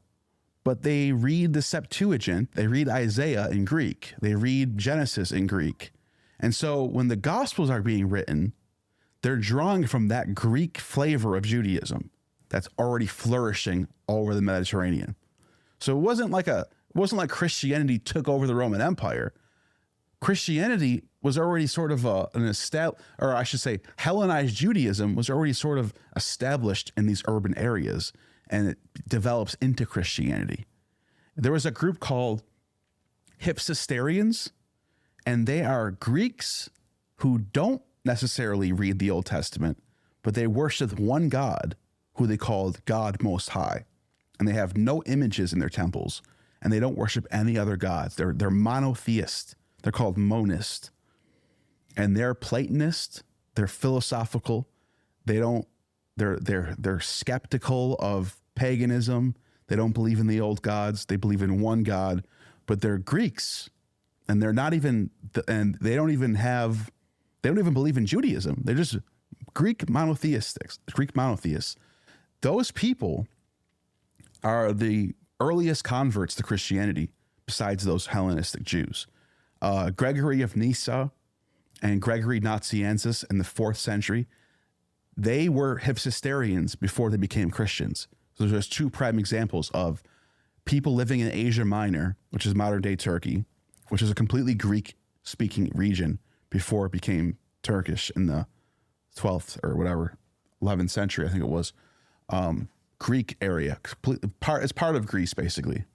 And these people were called Hypsisterians. They worship God Most High. And they also developed sort of a Dionysian religion, not in the sense where they're drinking wine, but in the sense that they're being inspired by God through what they call divine mania. And that's like divine revelation. So the idea of being divinely inspired or having divine revelation has roots in the ancient Dionysian religion or the ancient Orphic religion. So yeah, I guess the moral of the story, or the reason why I'm telling that story, is because the development of Christianity is a slow development that starts long before Jesus even existed. It's a slow cook of Jewish and Hellenistic ideas sort of blending into each other and forming the backdrop for something like the Gospels to come along. Because why even write the Gospels? Who's the audience for the Gospels? You're writing in Greek. Why wouldn't you write in Hebrew? If all this is taking place in Israel, wouldn't you write it in Hebrew? Well, the answer is no, because the people who are the audience for the Gospels are Greek-speaking Jewish people, or even just Greek-speaking Platonists or Pythagoreans living in these urban areas of Pergamon, Alexandria, Egypt, Corinth. And the idea of worshiping one God is sort of a new fad, a new idea that's sort of sweeping the Mediterranean. And so Platonism, Judaism, Pythagoreanism, those are the leading ideas of the day. And Christianity sort of uses those vehicles as its own. Does that make sense? Mm-hmm. Yeah, it does. Yeah, I didn't know hardly any of that, almost none of that, but it's so critical to the formation of Christianity and it explains it, because people are under the impression that Christianity just came out of nowhere, against all odds, persecuted. Everybody was pagan, basically a bunch of cannibals, and then Christianity comes along and just civilizes everybody. And it was a big miracle, and it conquers the Roman Empire. But it's like, actually, if you look at the history, it makes a lot more sense. It's a slow development. It's not like a conquering thing, but it's the culture itself sort of gears in that direction, because Christianity has a message that is very bottom up. Instead of having, it's very egalitarian, where Jesus preaches like the first will be last and the last will be first, or it's easier for a camel to go through an eye of a needle. We all heard this story, than it is for a rich man to go to. And it's very much speaking to the people who are plebs. It's speaking to the freed slaves. It's speaking to the people at the bottom, women, children, elderly, people who aren't, well off. It speaks to those people, and the Roman population was mostly people like that. Like it was 90% plebs and 10% equestrian and patrician. So you can see how it dominates the culture, and it becomes very attractive for people who want some sort of salvation. Christianity is the easy outlet for that stuff. So 2 million slaves, 2 million Jewish slaves at that time period, 300 BC roughly? Yeah, that's what the major source for that is from an author named Polybius. He's from the Roman era, but he's writing in Greek. So he's writing these vast histories. Polybius is called the Histories. He explains the whole rise of Rome and how Rome ends up becoming the naval dominant power, the dominant naval power of the Mediterranean, when before them it was the Macedonians because of Alexander the Great. So if you think about it like this, the Game of Thrones, George R.R. Martin, his story is a 300-year span of time, from Aegon the Conqueror, he's the legend, Aegon the Conqueror, all the way to the time of Jon Snow, which is a 300-year period. From the time of Alexander the Great till the time of, or Augustus becomes the first Roman emperor. So when they transitioned from a republic to an empire, that's a 300-year span. And it's almost like a real Game of Thrones story in history, is the time period between Alexander the Great and Augustus. Because you had, in between that 300 years period, you had warring factions of Greek generals fighting over dominance. And with each other. Mm-hmm. And they're relocating slaves to different cities to work the lands and become the plow workers and the vineyard workers, the jobs that no one wants to do. It's all Jewish slaves. The Jews are the ones that were sent to those cities to be to live as the slaves. It's just unfortunate part of history, but that did allow them to spread out into the ancient world, into the Greek cities, and become Hellenized and become part of the broader Mediterranean world. But another thing that happened during this time period was the idea of people becoming or claiming to be the son of God. So Alexander the Great was the first person, not the first person, but one of the first famous people to be deified and be called, because when he went to Egypt, before he went to Babylon, he went to the Oracle of Ammon in the desert in Siwa. I don't know if you've ever been to Siwa. I was there when I was in Egypt. To the middle of the desert in Egypt. It's very far away. It took a couple hour ride to get there. But Siwa He went there. He visited the oracle of Ammon. The priest told him that he's the son of God. So this idea of the son of God starts to develop from Alexander. Demetrius, his name is Demetrius. One of Alexander's generals was a guy named Antigonus the One-Eyed. I guess he lost one of his eyes in the war. He's called Antigonus the One-Eyed. Antigonus's son was Demetrius, and Demetrius becomes a general in these wars, and he's very famous and he's very, very successful. He loses some major battles. In fact, one of the stories is Ptolemy, the ancestor of Cleopatra, surrounded his whole army. He could have killed him, but he ends up taking him and bringing him into his tent and saying, I like you, kid. I'm going to let you go. Here's all of your money back. Here's all of your armies back. Go ahead, but just, you lost this war. So he does that. They end up fighting again over the island of Rhodes, and Ptolemy defeats him again at the island of Rhodes. They ended up using his siege ships to build the Colossus of Rhodes. So the famous ancient wonder of the world, which is the giant statue of Helios that everyone's seen pictures of, it was actually used by the metal that they melted down, and they reshaped it to make the Colossus of Rhodes, was because of Demetrius losing this war. But anyways, when Demetrius returned back into Athens and freed them from the existing aristocracy, which was the family that removed Alexander's mother and killed her, and killed all of Alexander's, it was Cassander. Cassander was kind of famous as the ancient bad guy, because all of Alexander the Great's descendants were murdered by him, and he became the new leader of the Macedonian world. But Demetrius ends up taking him out of power and removing him from power, and so they thought of him as a liberator. And so he became the second Alexander the Great, basically. And he was the second person in history to unite Greece under what was called the League of Hellas. It only happened twice. Happened with Alexander the Great and his father Philip. And it happened again with this guy Demetrius. So when Demetrius, after he does this, he gets deified by the priests of Eleusis, actually, the Eleusinian mysteries. They deified him, and they called him the Son of God. And he had his own temple and everything. So the idea of somebody becoming the Son of God as they're alive ends up becoming popularized as this. And this is in 280 BC, something like that. So all of a sudden, it becomes like this new idea, whereas somebody can become so great in their lifetime that they become the Son of God just by their deeds.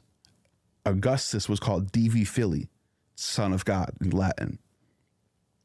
And there are people who argued that idols are just wood and metal and copper, whereas a human being is actually flesh and blood and can talk and can think. And that made the human being superior to the idol. So you're worshiping an idol statue. It doesn't do anything. It's just metal and wood. Whereas this human being who just passed away did something in their life. There actually were great deeds. We think that this person is superior to that statue. So they thought that people who passed away, who did great deeds, became powerful in the heavens and actually had some sort of power over nature, and you could pray to them. And so that sets up the situation for Jesus to become the Son of God through the messianic way, through the promise of a Messiah. Jesus is also fulfilling not only the messianic human savior, but also the Greek Son of God mentality. So he's doing both, it seems like. Okay. Does that make sense at all? Yeah, for sure. Yeah. It's a very complicated thing, but that idea of Son of God is developing throughout many centuries before it gets to Jesus is by no way the first Son of God. Mm-hmm. It happens a lot. Okay, gotcha. Yeah, cool. Yeah, so maybe double click a little bit on like what was happening with Judaism around this time. Like for me, it's very foggy. You mentioned 300 BC ish time period. There's like a couple million Jewish people that were slaves that were taken into former Greek cities, and but how far back does Judaism go? I love this question. Yeah. Because this is a big misconception, is that people assume that Moses, this is what the tradition says, Moses wrote the Torah. According to the tradition, Moses lived during the 13th century BC in Egypt. So 1200 BC. And he wrote the Torah then. Well, there's a problem there. The alphabet doesn't even exist yet. So what did he write it in hieroglyphics? Like, and then they translate it later. Oh, this is how they get around it. It was an oral tradition passed down from generation to generation to generation. And then you go, okay, well, when did they start writing this down? And some scholars, and mostly on the believing side, but not all of them, even some critical scholars will say this, that they started writing it down around 700 BC. Okay. So we should have evidence of that, right? Well, no, because papyri doesn't last that long. So they had to make copies and pass it down, And like, okay, so when do you start seeing physical manuscripts of the Bible? Well, the answer to that is the Dead Sea Scrolls are the oldest Bible manuscripts that we have. And those the oldest Dead Sea Scroll manuscript is in the 2nd century BC. All right. So how do we know that they wrote it down in 700 BC? And how do we know that Moses was the person who passed it down orally? Well, the answer is we don't know that. It's just a guess. It's just been accepted just blindly for years and years and years until recently. We discovered a city called Elephantine in Egypt. This was a Jewish city that was inhabited by Jews who were fleeing persecution, fleeing the war of Nebuchadnezzar, who's conquering Israel in the early 6th century BC. So like between 597 and 586 BCE, that's when Israel is being taken over by the Assyrians. And all these Jews, millions of them, are leaving and going back into Egypt. Well, we say back into Egypt because we assume they came out of Egypt because of the Exodus story, which isn't even true. So they're actually going into Egypt for the first time. So the Exodus is actually the other way around.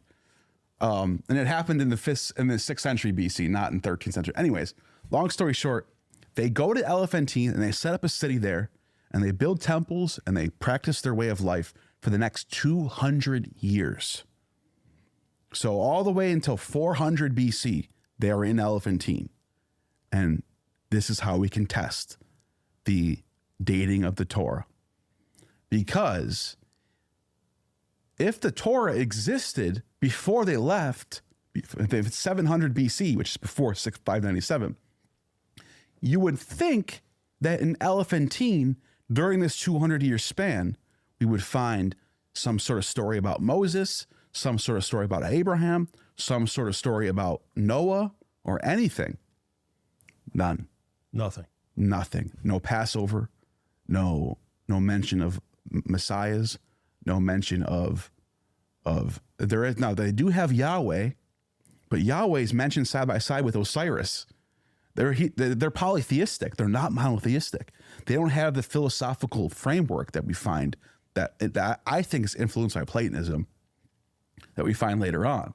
We find what looks like to be old forms of religion in Aramaic by these Jewish people who have the temple of Yahweh next to a temple of Khnum, right? And so no legends about Moses, no legends about Abraham, no legends about Noah. Now that's a problem. And no Enoch, no Jacob, no 12 tribes, no Joseph.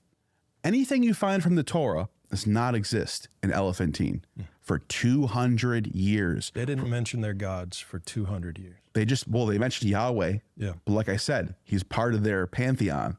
They don't mention any of their prophets, any of their patriarchs, any of their elders, any of their traditions.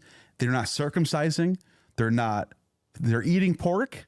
They're eating shellfish. They're doing opposite things of the Torah. There's no 10 Commandments. Nothing. Judaism does not exist yet. So from all the way to 400 BC, this is how they are. Then all of a sudden around in the 4th century BCE, you start hearing about legends about Moses in the sources. So Abraham, Moses, they start to show up in the sources. All right, there's a problem here. Because according to the Old Testament, Josiah, who is considered one of the good kings of Israel, enacted the Josiah reforms.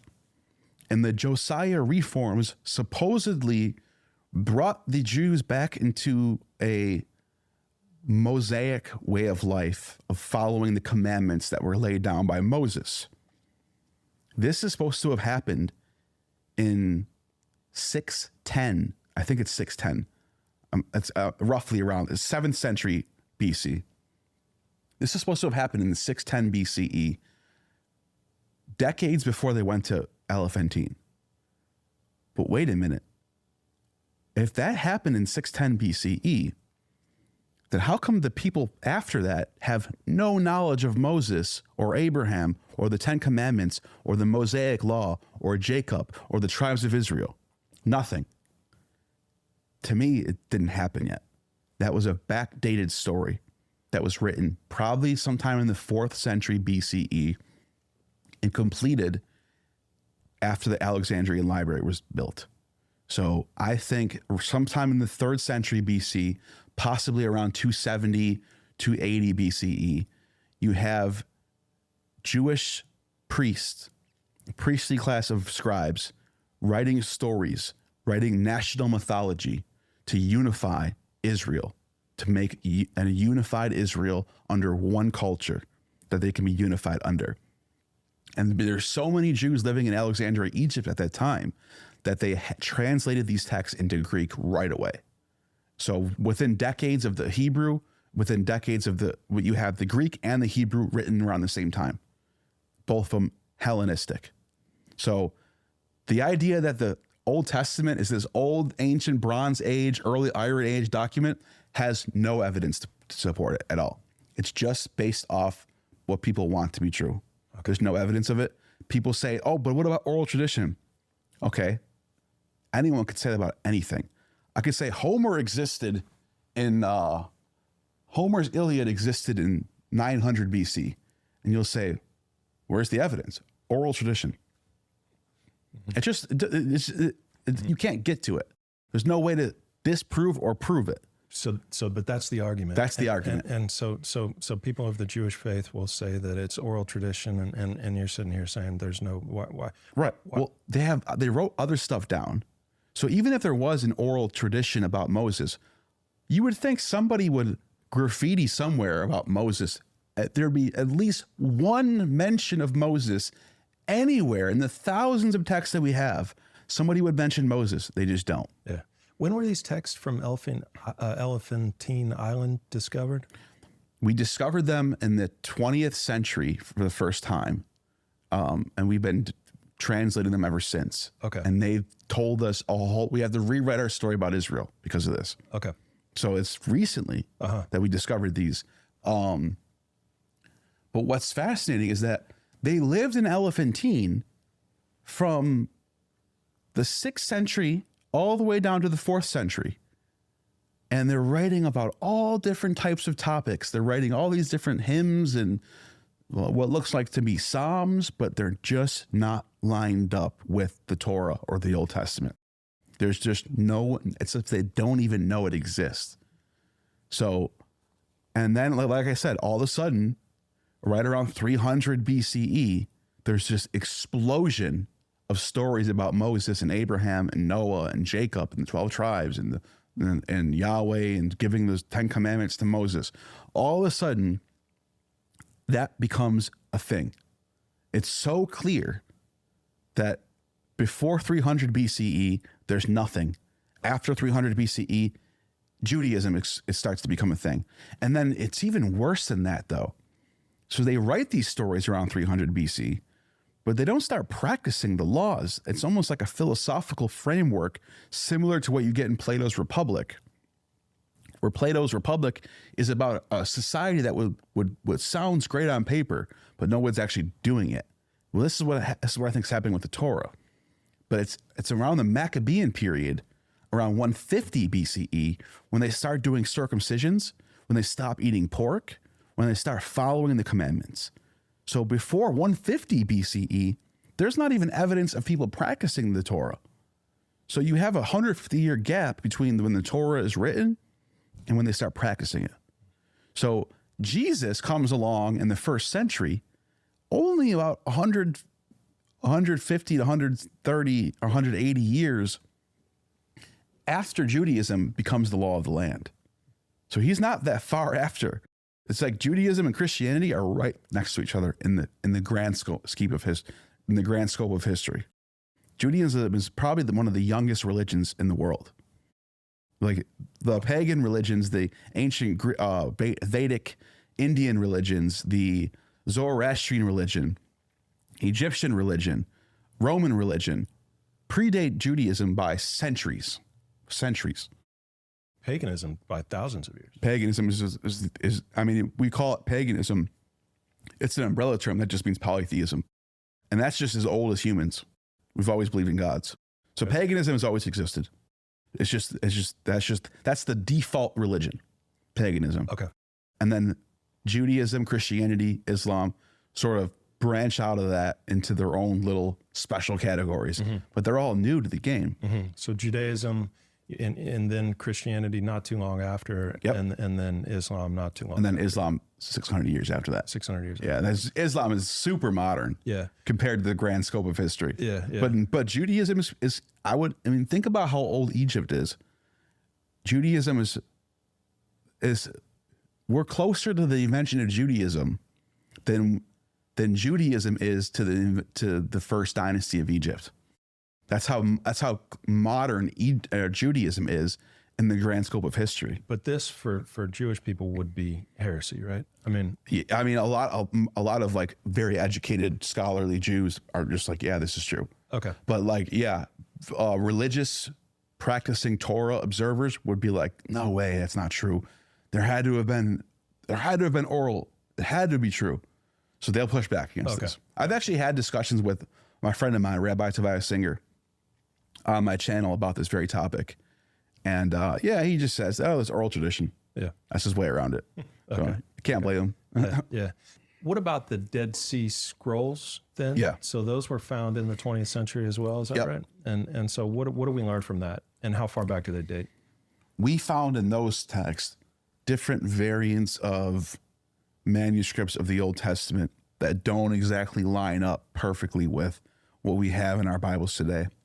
So Old Testament equals Torah, equals Jewish Bible. Yep. And so you're saying that the Torah is the first 5 books of the Old Testament. Okay.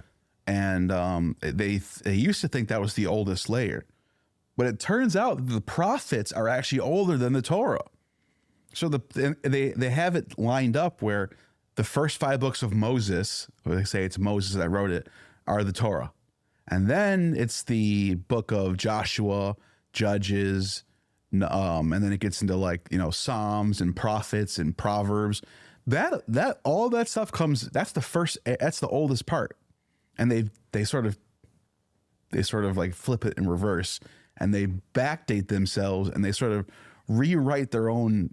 It's sort of like an interesting thing what they do. They sort of rewrite their history and put Moses in the beginning, when actually Moses is the last. Moses and Noah and Abraham are the last pieces of the puzzle for Judaism to be complete. You had prophets. There probably was a guy named Isaiah writing oracles in the 7th century, 6th century BCE. The only thing is, the text that we have today that's called Isaiah is a product of the Hellenistic era. It's completed in the Hellenistic era. It's edited and changed and updated forged, all that stuff. Everybody agrees upon that. Yes, Yeah. everyone agrees upon that. And so every single text in the Bible that we have is not in its original form. It was updated at some point. It was interpolated. It was, there is parts taken out, parts added, and all of it is completed in the 3rd century BCE. Okay. Maccabees comes later. There's other books called like Daniel. Scholars say that Daniel was written around 164 BCE, during that time period when the Romans were fighting against the Seleucids.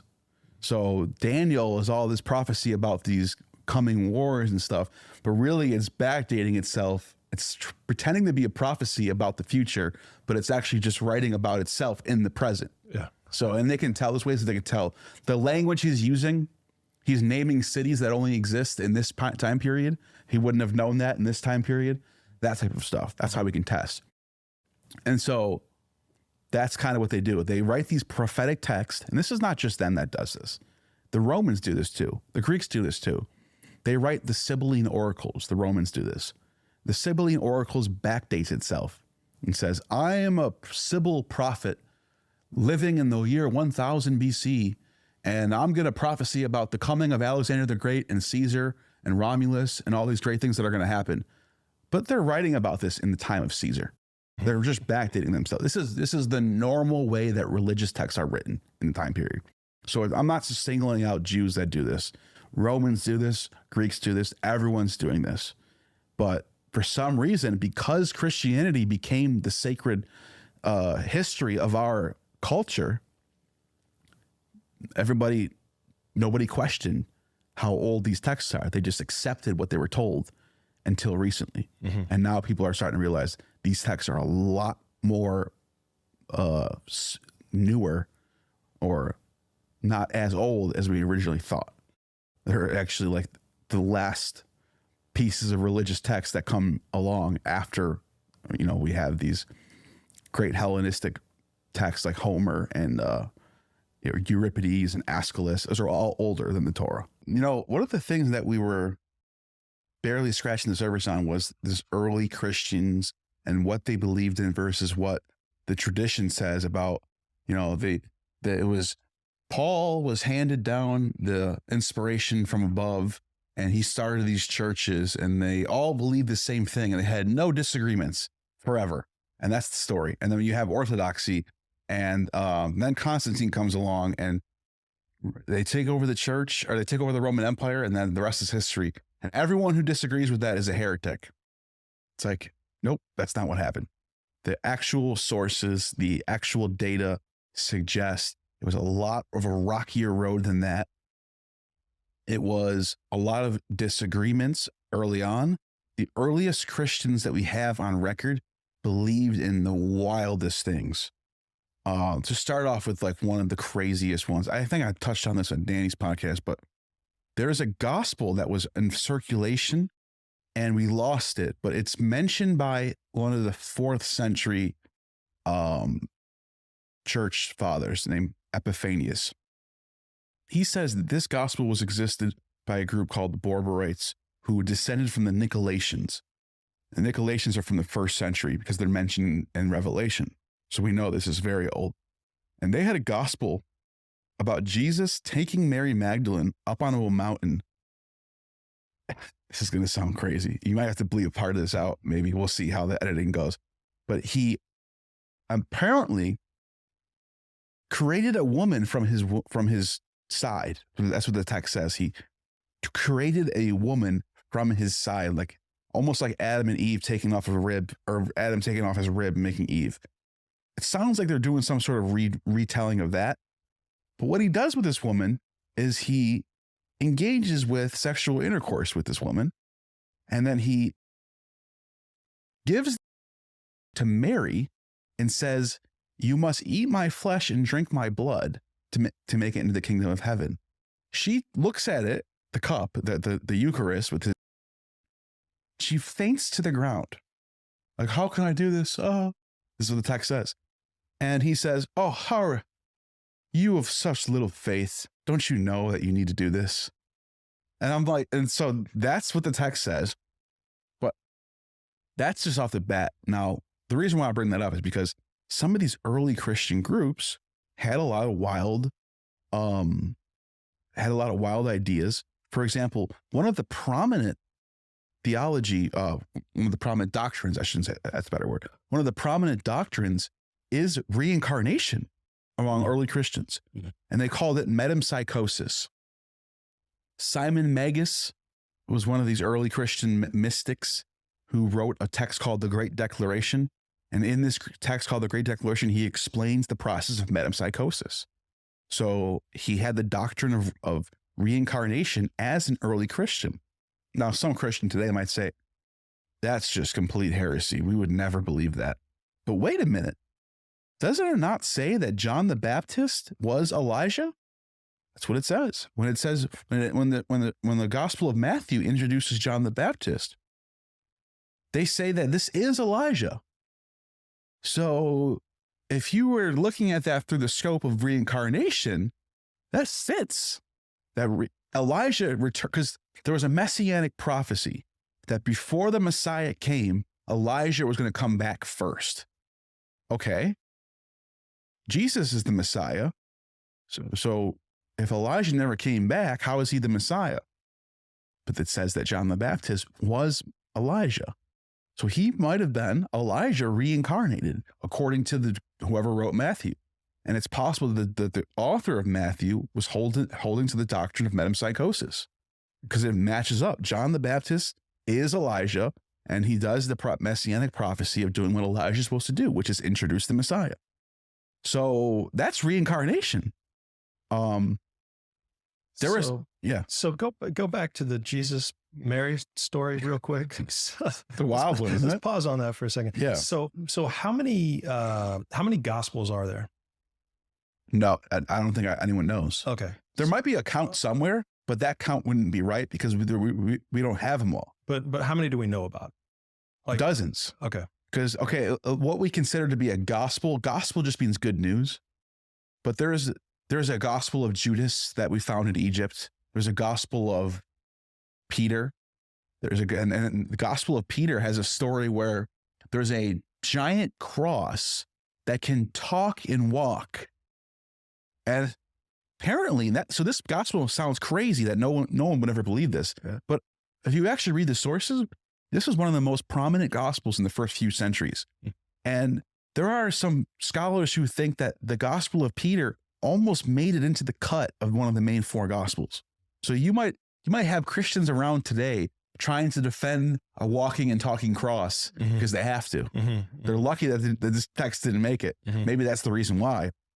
You also have the gospel of Judas, in which in this story, Judas is told, everyone's going to hate you. You're going to be the fall guy, but I'm giving you the most important role. And so this is a secret gospel about Judas and his plan to turn over Jesus. And they call them Gnostic gospels. But here's the thing about that. They didn't actually call themselves Gnostic gospels. They just call themselves gospels. Sure. Gospel of Thomas. Now they're Gnostic. Now they're called Gnostic because it's the other. Right. So then the word Gnostic is problematic because they didn't call themselves that. So the Gospel of Philip, you got Gospel of Mary, Gospel of Judas, Gospel of Truth. That's the Valentinian Gospel. Yeah, that's a good one. But the Gospel of Thomas is interesting. The reason why that one's interesting is because that one might be the oldest gospel of all time. Look how it says, many scholars have seen it as evidence of the existence of the Q source. And that Q source is the material which consists of the sayings of Jesus that are found not only in Matthew, but in Mark and also in Luke and also in Thomas. So they're saying this material is common within all these gospels. Then this must be the oldest strata of this must be the real sayings of Jesus. So people are saying that people have hypothesized that the Gospel of Thomas might be actually older than Mark. And this is considered to be a Gnostic gospel, even though it never even uses the word Gnostic in it once. The word Gnostic does not show up in any of the Gnostic gospels. So it's just a title that the church gives it so they can other it. Because they try to make it seem like there was two religions, Gnosticism and Christianity. No, they were all calling themselves Christians. So but to be Gnostic means what? Means knower. The word gnosis in Greek means knower. It means knowledge. So gnosis means knowledge. Gnostic would mean knower. Okay. So the reason why they started using that term to describe the other is because there was two schools of thought in early Christianity. One of them was you are saved through faith in Christ. The word faith is pistis. That is the main concern. Just have faith. Just have pistis. But there's another school of thought that says there's something higher than faith, and that's knowledge of the mysteries, gnosis. So those are the people with the gnosis are the ones who are higher than the people who just have faith. In fact, the people who had gnosis would say the people who have faith are just the flock, the sheep that are being saved just by grace. The people who have the gnosis are the ones who are being divinely revealed to. So they thought of themselves as higher. They're the more of the elitist type of Christian. But Paul, it's another misconception is that Paul's letters are orthodoxy, and the Gnostics must have been not fans of Paul. But it turns out that these so-called Gnostics venerated Paul. So they were right there aligning with the same ideas that the so-called orthodoxy believed in. And in fact, Paul's epistles, he emphasizes knowledge, gnosis. The word in Greek is actually gnosis in the Pauline epistles. He emphasizes gnosis as something that's higher, as something that's high and needs to be attained, along with speaking in tongues. He says this, glossolia, that's the word. Glossolia means to speak in angelic tongues. That's what he says, angelic tongues.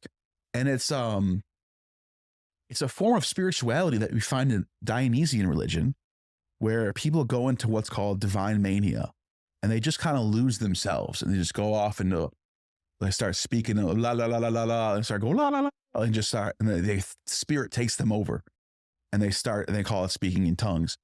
So you find that in churches today, in these Pentecostal churches, and they do snake handling. Dionysian cults did snake handling. So a lot of the religious practice is all overlapping with each other. But yeah, there's all these different gospels. They all have their different spin on Jesus. Several dozen different gospels have been written over the course of time. And now we're just referring to the ones that didn't make the final cut of 4 as Gnostic gospels. Yep. But in the past, they would have just all been gospels. In fact, before the 4th century, there were church fathers who were citing some of these gospels and using them. And there was the Gospel of Peter was one of the ones that was well accepted. Gospel of Thomas became heretical early on. Gospel of Judas was heretical right off the bat. Certain gospels were heretical to the most people pretty early on, but not all of them. So there were times where there was extra gospels influence. So the way it worked is this. The first church Bible that is produced, I think it's somewhere in the 4th century. After 325, I know that. Before the church Bible, so there's 3 big church Bibles. One of them is called the Codex Vaticanus. The other one's called the Codex Sinaiticus. And then there's the Codex Alexandricus.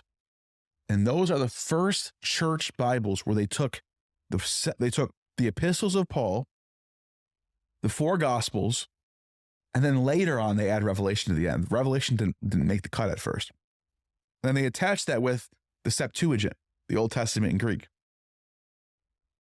Before that, every gospel was floating around by itself, and you might have went to a church. Let's say you visited the city of Corinth in the year 200. Just throwing a random date, random time, random place. And you're a Christian, and you're traveling over to another city to meet with other Christians. You go to Corinth, it's the year 200. You might show up at this church, they call them ecclesias. You might show up at this ecclesia, and you might walk in there, and there might be an elder teaching from a Gospel of Thomas, and they don't even have Mark. Or they might have Matthew and Thomas. They might have Philip and Matthew with 2 of Paul's epistles. But they don't have every book of the Bible. All they had is what they had. So it was actually common for churches to only have a few manuscripts of certain books. You might show up in the city of Philippi, And all they have is Paul's epistle to the Philippians. So all you have is Paul's epistles to the Philippians and maybe some sayings of Jesus with some Old Testament stories. And these were all, of course, handwritten at the time. Handwritten at the time. And so it's all individual copies that are being passed around to different parts of, and it would look like that, of the world that would look like that. And then scribes, as they would get damaged over the years, scribes would refix them, just rewrite them. Yes, and that's exactly how it used to work.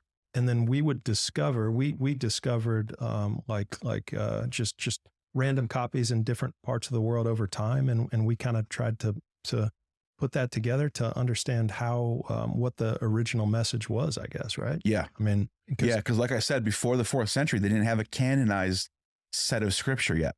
So depending on what city you were in, who the elders of your church were, what they emphasized, what their interests were, it would dictate what Bible books they're using to teach their people. So you might wind up in a church in Alexandria, Egypt, and they got all these different Nicene text and Ophite text and what we would call Gnostic text, and they might just be teaching that, but they're Christians. Yeah, totally different beliefs though, and totally different beliefs, totally different understanding of Jesus and his teachings and some of them you've got a cross walking around like a human, and some it's just all so. So what are some of the other crazier beliefs or rituals or whatever that the early Christians had? So I think the wildest of all of them. Well, okay, so let's go with this. Let's start with the wildest, and we'll work our way back to normal. There was a group called the Ophites, and these Ophites believed that Christ was the serpent in the garden. And actually, there was more than one group that did this. It was the Ophites, and it was another group called the Cainites, Cainites, Cainites. These Cainites, they actually believed that everything in the Old Testament was the opposite, that Yahweh was evil, he was a demon, that Cain was the good brother and Abel was the bad brother, because the story of Cain and Abel is that Cain murders Abel because he's jealous. They said that because Cain was a tiller of the ground and he produces vegetables to offer to God, and God rejected the vegetable offerings, and that he accepted a meat sacrifice, that he was bloodthirsty and demonic. So Abel was evil for offering up meat sacrifices, and Yahweh was evil for accepting a bloody sacrifice to murder an animal. And these were vegetarian Pythagorean Christians. There were a lot of Pythagorean Christians. In fact, the Valentinians are a group of Pythagorean Christians who are the first Christians to come up with some sort of Trinity aspect. And their Trinity comes from John's Gospel, where in John 1 through 5 has God as Logos. Logos was in the beginning. And then this Logos was the Zoe was the light of the world. So the life was the light of the world is in John 1:4. That word in Greek is Zoe. So they had three parts of their Trinity: Zoe, Logos, and God. That's one aspect. All right. There's another group called, or let me go back to the Cainites for a second. The Cainites not only believed that about Yahweh to be evil and bloodthirsty, but they also thought that Judas was a hero. They said that Jesus was the serpent in the garden. So in the first scene of the Bible, the Genesis, you have the serpent telling Eve to eat the fruit of Gnosis. And what is Genesis? Genesis is the first book of the Bible. Okay. Beginning. It means in the beginning. Mark's gospel or well, that's just the Old Testament. Oh, Old Testament. Yeah. Oh, okay. Got it. Yeah. Got it. Thank you. So this serpent in Genesis tells Eve to take a bite from the tree of knowledge of good and evil. And the Cainites call it this tree of Gnosis. That's what they call it. And God told her not to do this. But the serpent is Christ, the Redeemer. This is what they were saying in their theology. The serpent was Christ, the Redeemer, coming to save Adam and Eve from Yahweh, the demon. So he's sneaking into the garden and saying, he's lying to you. Eat from the tree of knowledge because it'll save you and you'll become a god. And think about this, though. This is how the Cainites argue this. When Eve takes a bite of the knowledge of tree and evil, she doesn't die, as she was told by Yahweh. So Yahweh is a liar. She didn't die. In fact, her eyes were opened, as the book says. Her eyes become opened. And then Yahweh kicks them out of paradise. But Yahweh said she was sure to die, and she didn't die. And her eyes were opened. So the Canaanites are reading this and saying, yeah, the serpent is Christ, the Redeemer, and Yahweh is the demon who is trying to keep them in prison. In fact, in John's gospel, when Christ is on the cross, John's gospel says, just as Moses lifted up the serpent in the wilderness, so must the Son of Man, who's Jesus, be lifted up. So the Canaanites are saying, see, that's the image of this serpent on the cross. The serpent on the cross is Jesus. So that's why they're called Ophites. Ophi is serpent in Greek. In Hebrew, they're called Nassenes. There's another group called the Nassenes, and that also means snake people. But that's the word Nas is from Hebrew. The Nassenes, they were around in Egypt and in Asia Minor, which is Turkey. And these people were way more, they were way more into the snake handling and Bacchic mania. In fact, they actually said that Jesus was the fulfillment of the Eleusinian mysteries. They tied the pagan mystery religions into Christianity. They wove it all together like a tapestry. They were you know how people talk about New Age religion, where it's like people are just mixing, matching religions. That's what these people were like. Okay. They were mixing and matching Judaism with paganism and coming up with their own Christology, talking about Jesus being another Addis. I guess it's a good way to end the old one if you just tie it into your new one, right? Yeah. It doesn't have to go away. It just becomes a part of your They're trying ego. to be, they're very culturally hip.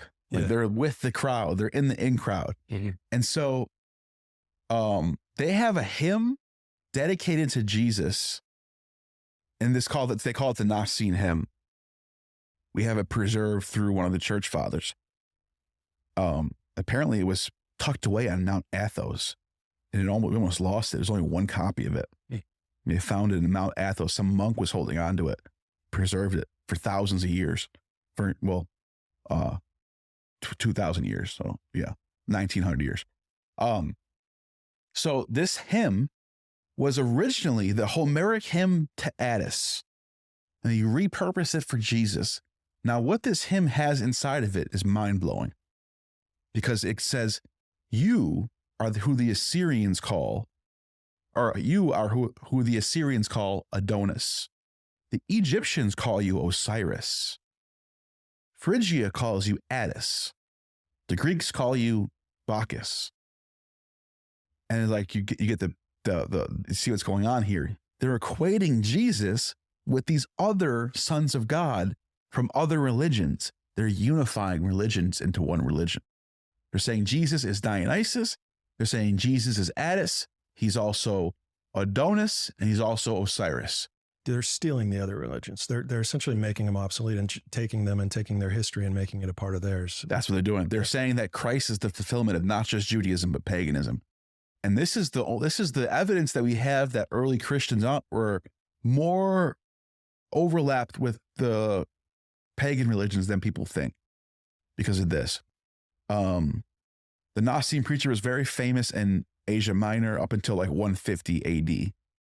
And then he became pretty much a heretic. But apparently, according to the church fathers, he got a lot of people to join the church. So his movement was spreading like wildfire. And they wrote all these dissertations against him. They're trying to condemn him for his heresy. There's another one called the Paratai. The Paratai were just pagans, but they thought the pagan gods were evil, that Zeus's world order was this order of archons. Archon means governor in Greek. So Zeus was the governor of the world. He owns the flesh world. But Christ came to save the world from the old order and bring everybody into a new spiritual kingdom. So instead of having Christ replacing the Sadducees and the Pharisees and the temple order, Christ is replacing Zeus in Olympus So it's a pagan version of Christianity. Mm-hmm. That's the Paratai. What else do we have? We have another group called the Carpocratians. This one, I love this group because they were more philosophical and they also held to the doctrine of reincarnation. That was a big one. They believed in reincarnation. They also believed in apotheosis, which means humans can become divine and become deified, and then after they're dead, we can pray to them. They're saying Jesus completed this, and they have other people who did this. They said that Pythagoras, Plato, and Aristotle were all deified. They made statues of Aristotle, statues of Plato, next to statues of Jesus and Pythagoras, and worshiped them all side by side. So they had a pantheon of gods who were all humans at some point. They're all philosophical geniuses. And they're saying like Jesus is a part of this line of philosophers, Pythagoras, Plato, Aristotle, and then Jesus. And so they were basically Gentile Christians who believed that Jesus was part of this line of Platonism, and all these great philosophers were deified. We can pray to them. And these are our mediators between God and human. So they were placing idolatry with deification of people. So it's fascinating what you're seeing here. Like I mentioned that guy Epiphanius earlier, the son of Harpocrates, and he was the one that died in the year 117. They deified him. He had his own temple dedicated to him on an island in Greece called Kephallonia. And so we have evidence of Christians in the 2nd century building temples, not just for Jesus, but for other human beings that attain the same thing Jesus did. And this actually answers your question from earlier about early Christians interpreting Jesus. Did he say he was the only Son of God, or did he say he was a Son of God? And this group right here, called the Carpocratians, did the latter. They believed that he was just a Son of God, and you can be a son of God too. I can be a son of God. Anyone can be a son of God as long as you attain this level of gnosis. And the certain level of gnosis is called apotheosis. And it's becoming deified through becoming one with God, one with the divine. And in fact, today, even today, Orthodox Christianity has a doctrine. It's Christian mysticism, and it's called theosis. Not apotheosis, but theosis.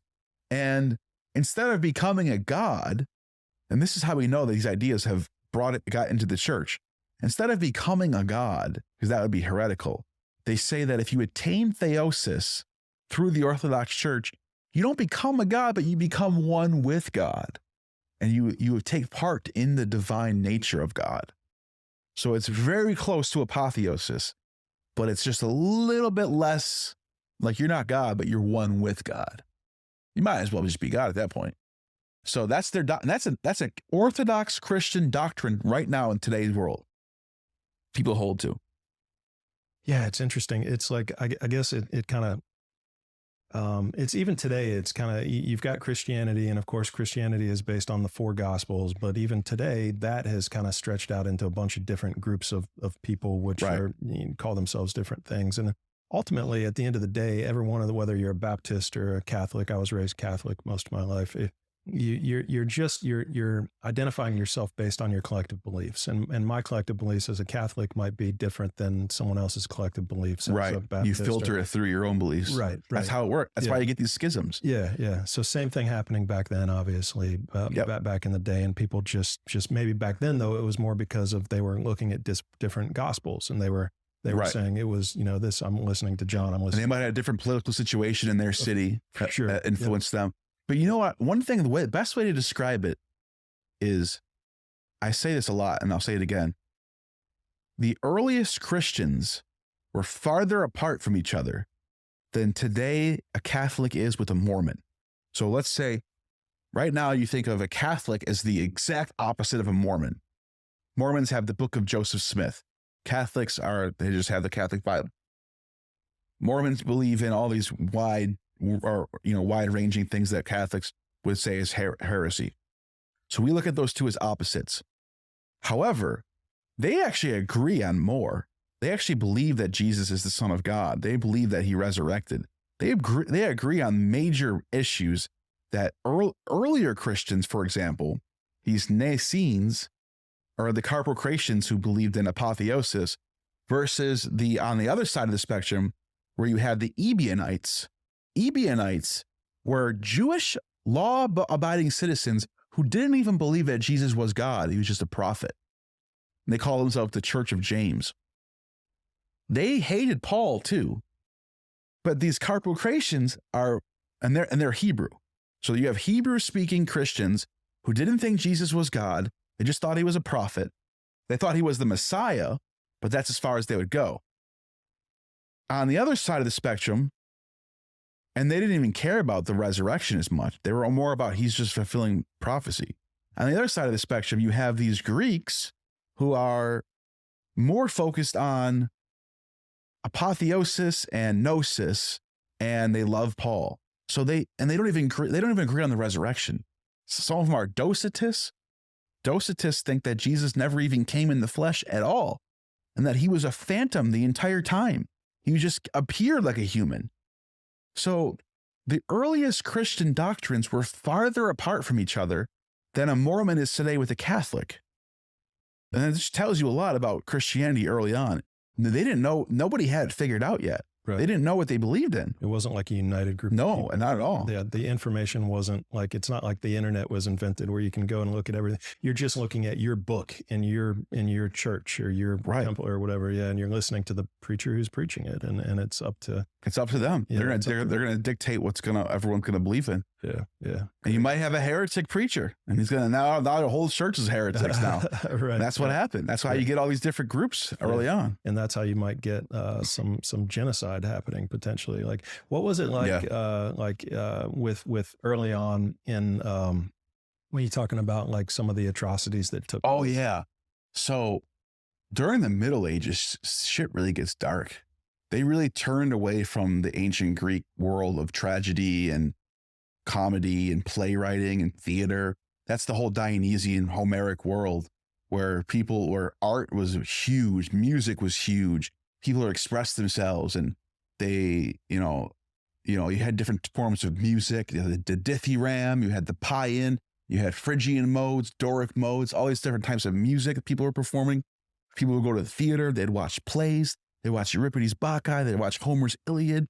It was like the world today almost. It was very, very culturally, liberal, I guess is a good word to use. Like, that's how it was in the ancient Greek world. But then in the Middle Ages, everything got religious. And religion was what everyone was focused on, the church. They didn't have theaters anymore. Those were banned by Theodosius. They didn't have academies anymore. Those were banned by Theodosius. Theodosius banned everything and said, everyone's just going to focus on the church for the next 500 years, which is what happened. Anyways, let's roll. As that progresses down some centuries, they banned frivolous laughter in the year 609 because frivolous laughter means that you're complying with Dionysus. Wow. Because Dionysus is what god of frivolous laughter and joy. So that was evil. They're banning joy. They're banning joy. It's dark. And so that's why it's called the Dark Ages. They banned joy. That's why they call it the Dark Ages. Yeah, I didn't realize that. Yeah, and now that's becoming politically incorrect because you're being mean to Christians by saying that. Okay. Whatever. I don't care. I think it's Dark Ages. Anyways, it's just to show you how dark it got. By the time we get to the 9th century, Charlemagne gets anointed as the new Holy Roman Emperor.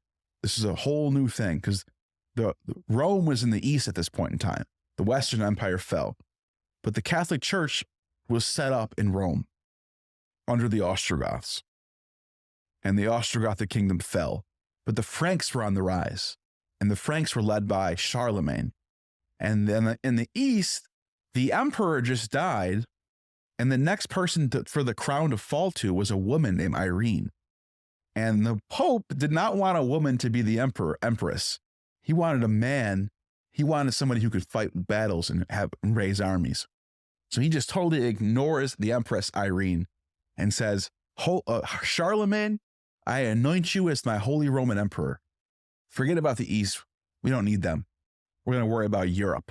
And we're going to expand our church all the way into Germany, into Sweden. We're going to go as far as the ends of the earth together. Charlemagne was like, okay, of course, let's do this. So he gets the backing of the Pope, and Charlemagne goes and sacks all these pagan cities, all these ancient Germanic cities. And so what does that mean when he's sacking it? Like what's really happening? So there's a song called the Song of Roland. We have it preserved to this day. And if you read this song, you can read it in English.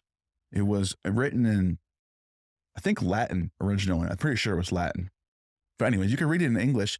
And it's just this guy bragging about Charlemagne going and killing pagans and burning down villages and completely committing genocide, burning down sacred sites, burning down sacred trees that they were sacred, that they held sacred to, they thought they were divine. And basically because he was divinely chosen to do this, to bring Christianity into the North. And they thought they were justified by this. And a lot of people talk about Islam. It's like, oh, that's, they'll say like, oh, that's some Stone Age stuff going on and like, look, I'm not going to defend some of the terrorist stuff that happens with ISIS and Hamas. I'm not going to defend them at all. But let's be clear. Our own past, our own Christian history is just as bad, if not worse, than what we see in the Middle East today. It's filled with that stuff. That's a huge part of our Christian history, was Deus Vult, which means God wills it. And they used to chant Deus Vult as they would go and raid a city and take it over. Allahu Akbar. It's the same as Allah Akbar. Same thing, yeah. But it's just Latin. God wills it. And that's the Song of Roland, Charlemagne. And which brings us to Islam, though, too. Because Islam comes along later. And in the 7th century, the story is that this prophet Muhammad revealed the Quran that he got from an angel. But then you read the Quran and you find out, wait a minute, there's some literary things going on here that might not be what people think. For example, one of the chapters in the Quran is called Al-Kahf, Alkhaf. It means the cave in Arabic, Al-Kahf. And in this book, there's some stories in there that are pretty fascinating. One of them has a legend of a man called the two-horned one. And the two-horned one, it's Dual al-Qarn. That's how you say it in Arabic, Dual al-Qarn. And this Dual al-Qarn, which means the two-horned one, there was a legend about him going across the world, fighting against barbarians and blocking off the Middle East from the north, where Gog and Magog lived. Gog and Magog are the barbarians. And he separates the civilized world of the Middle East from the barbarians of Gog and Magog. And he does this by standing upon 2 mountains, praying to God, and God performs a miracle and blocks off the mountains from the rest of the world. And they're like, that's a cool story. Until you find out that exact story exists in the Greek Alexander romance. Alexander the Great, who has 2 horns, he's the son of Ammon. If you look this up, look up Alexander Horns coin. There's a coin of Alexander the Great that was in circulation all the way across the Middle East, because he conquers the Middle East. And he's called the two-horned one. And he stands on these 2 mountains in the story. There it is. Alexander with his horns. He's the two-horned one. He's the guy in the Quran. Wow. It doesn't say Alexander, but we can tell because in the Alexander romance, Alexander stands on 2 mountains. He prays to God, to I think Apollo or Zeus or somebody, and he ends up blocking off the 2 mountains by building a wall. And then Goth and Magog can't get in. Gog and Magog. And so you have a clear story of the two-horned one doing exactly what happens in the Quran. But then it gets even more obvious. Because later on in that same book, Al-Kahf, there's another story, another legend about 7 prophets who are living under a pagan king who's persecuting the Muslims. That's interesting. So what do these 7 prophets do? Well, they go to a cave with a dog. I don't know why the dog's there. 7 prophets and a dog. They go to sleep in a cave. They wake up 7 years have passed. The miracle. They fell asleep. God put them under protection for 7 years. They wake up 7 years later, like a time machine, and they come out of their cave, and the whole world is Arabic and Muslim. Or Muslim. Well, I already was Arabic. But the whole world was no longer pagan. They were living under a Muslim ruler, and they were no longer being persecuted. So the world was Islamicized, I guess you'd say. So it was a miracle. Funny story, cool, in the Quran. Until you find out there's a Byzantine legend written in Greek, and it was translated into Syriac. And by the way, the Alexander Romance was translated into Syriac. That's how it gets to Arabic. Syriac and Arabic are very closely related. You can easily translate Syriac into Arabic. They're both Aramaic dialects. So this 7 sleepers in the cave narrative, because Syria was a big part of the Byzantine Empire. So people spoke Syriac in the Roman Empire. And in this legend, there's 7 Christians living under Diocletian. And they have a dog, and they go to a cave, they fall asleep, and 7 years goes by, and then they wake up, and they're now under the rule of Constantine. Okay. So it's the same story. Yeah. That's it. That's the famous one. So that's a painting from Constantinople. It's the 7 sleepers in the cave. But yeah, there's a lot of depictions. It's a very famous legend, and it was translated. We know that it was translated into Arabic. So yeah, that's one of them. Another one we found from the Quran. In the Quran, Satan, who they call Iblis, refuses to bow to Adam. So in the beginning of the world, when Adam was created as a mortal, he was special for some reason. And all the angels bowed to Adam, except for Iblis, who is Satan, but they call him Iblis in Arabic. And that's an interesting story. It doesn't happen. It's not in the Bible. It's only in the Quran. So where do they get this story from? It's not in the Bible. It's only in the Quran. Well, guess what? When they dug up Nag Hammadi in the 1940s in Egypt, which is right across the street from Mecca. So we're talking a few hours away from Mecca. In Nag Hammadi, they found these Coptic texts written, and they're considered Gnostic Christian texts. Mm-hmm. And there's a story about Satan refusing to bow to Adam. So there's a Gnostic legend that made its way into the Quran. Okay. So now we're up to 3 stories: Alexander the Great, the 7 sleepers, and Satan refusing to bow to Adam. All of those are in the Quran, and all of those are found in ancient Greek text in some form. So the Quran being revealed by God to Muhammad, I think it was more of true natural inspiration. Now, I'm not saying they plagiarized, but they're being inspired like everyone else is. Okay. Just like the Christians are inspired by certain pagan stuff, and the Jews are inspired by certain pagan stuff as well. Mm-hmm. It's just the way culture is. Yeah. Even today in film, you're going to get a new Star Wars movie that's going to be inspired by a Dune movie. Right. It's just the way it is. Yeah, for sure. You know. You mentioned Satan. What's the story with Satan? Like, what is he like? Where does it come from? And are there alternative? Like Amon always walks in wherever Danny Jones podcast, Hail Satan, Hail Satan, yeah. Like, but there's some people that worship him, I guess. There's some people that don't think he's evil. There's some, like, Satan is more of a concept, I think, because in one of the oldest texts that mentions Satan, he's the Satan or a Satan. And it just means opposer. It just means the opposition. Any opposition to God or to some sort of order is a Satan. Okay. So in Job, he's a district attorney, basically. In the book of Job, he shows up in heaven and he's talking to God like they're buddies. And they're betting on Job. Is Job going to worship you? Is he going to forsake you? Let's see. Let's find out. Let's mess with Job and see what he does. And they're like hanging out together. So he's called the Satan in that text.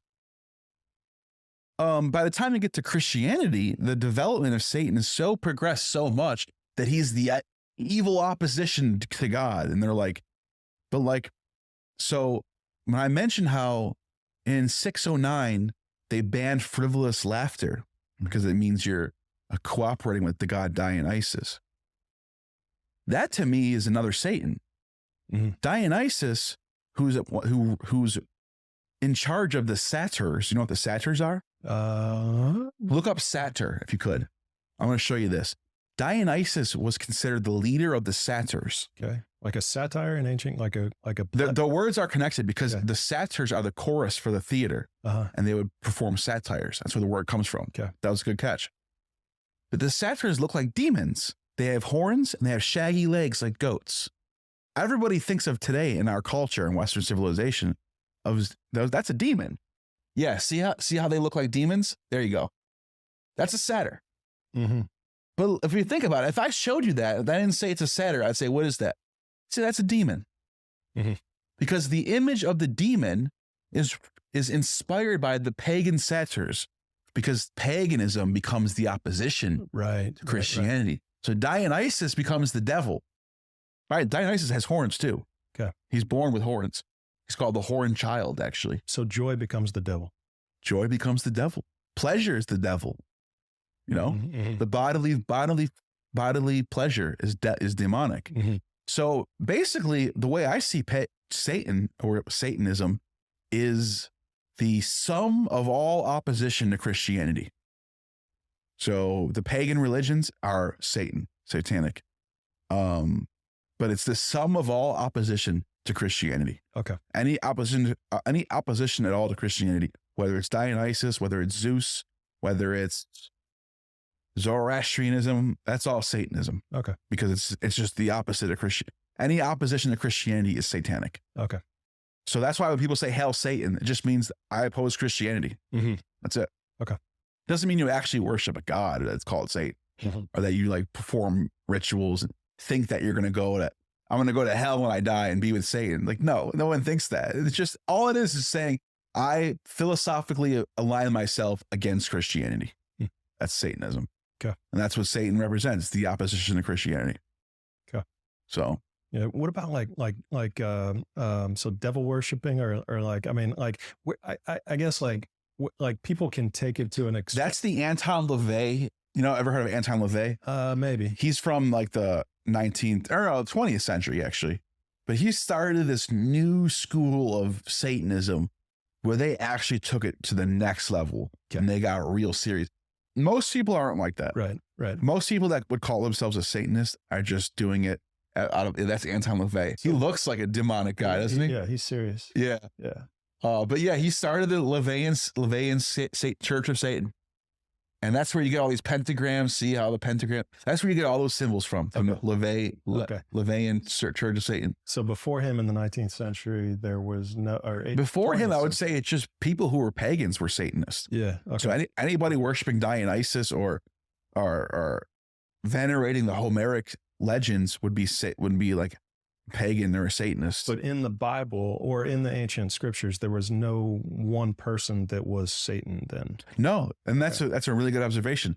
They didn't unify Satan until late into the Christian era. So by the time you get to Revelation, Satan is one character. Okay. He's the Satan. And when was Revelation? Like late first century. Okay. Something like that. Okay. Maybe even early second. No, but yeah, late first century, I'd say. Okay.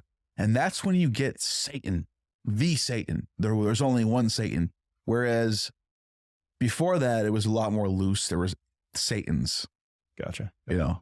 It's cool, man. Yeah. I feel like we could talk forever. We covered a lot of ground. Yeah. Man. We covered a lot today. Yeah. It's good stuff. I think we got a lot, for one episode, I think, but, really appreciate you coming down, man. This has been great. Yeah. Good. I enjoy it. Good. We could do this anytime. Cool. So Cool. How can people follow you? Just look up Gnostic Informant. Okay. I'm pretty, I'm past the time where I have to give actual URLs now. So if you just type in Gnostic Informant, it'll come right up. I have a main channel with 200,000 subs. I do a lot of documentaries and interviews with PhDs, stuff like that. I also have a smaller channel called Gnostic Informant. 201,000 now. Cool. I just gained another. Nice. Yeah.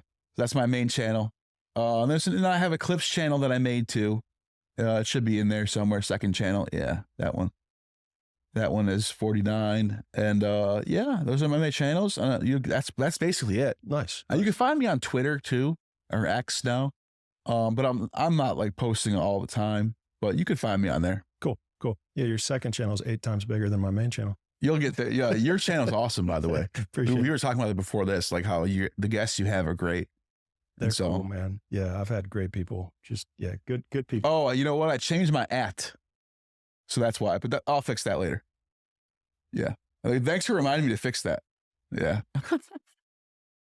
So well, good, man. Yeah, that's all I got. I appreciate it. Appreciate the knowledge. Appreciate what you're doing. Appreciate you exploring the truth and trying to like learn more about reality. Like what is it? What are these stories that we're being told? Are they real? Are they not? What is it? What does it mean to me? I think you gave me a lot to think about personally, and I know you gave people out there listening a lot to think about. So yeah, I just find it all fascinating. I just love it. I'm not trying to stake myself into any position. Like a couple of years ago, I think I was more guilty of that. Now I just, I don't want people to, especially if you have a church you go to, don't leave. If it gives you fulfillment, stay. But I do think that, there are some things that we can open our minds to and, think outside the box on some things, and maybe we don't have all the answers, and that's okay. Yep. We don't have to know everything. Not everything has to be figured out. Sometimes things don't make sense, and that's what makes it beautiful. Yep. No doubt. Yeah. Well said. Good, man. Love it. Great to chat with you. Yeah. We'll wrap it up.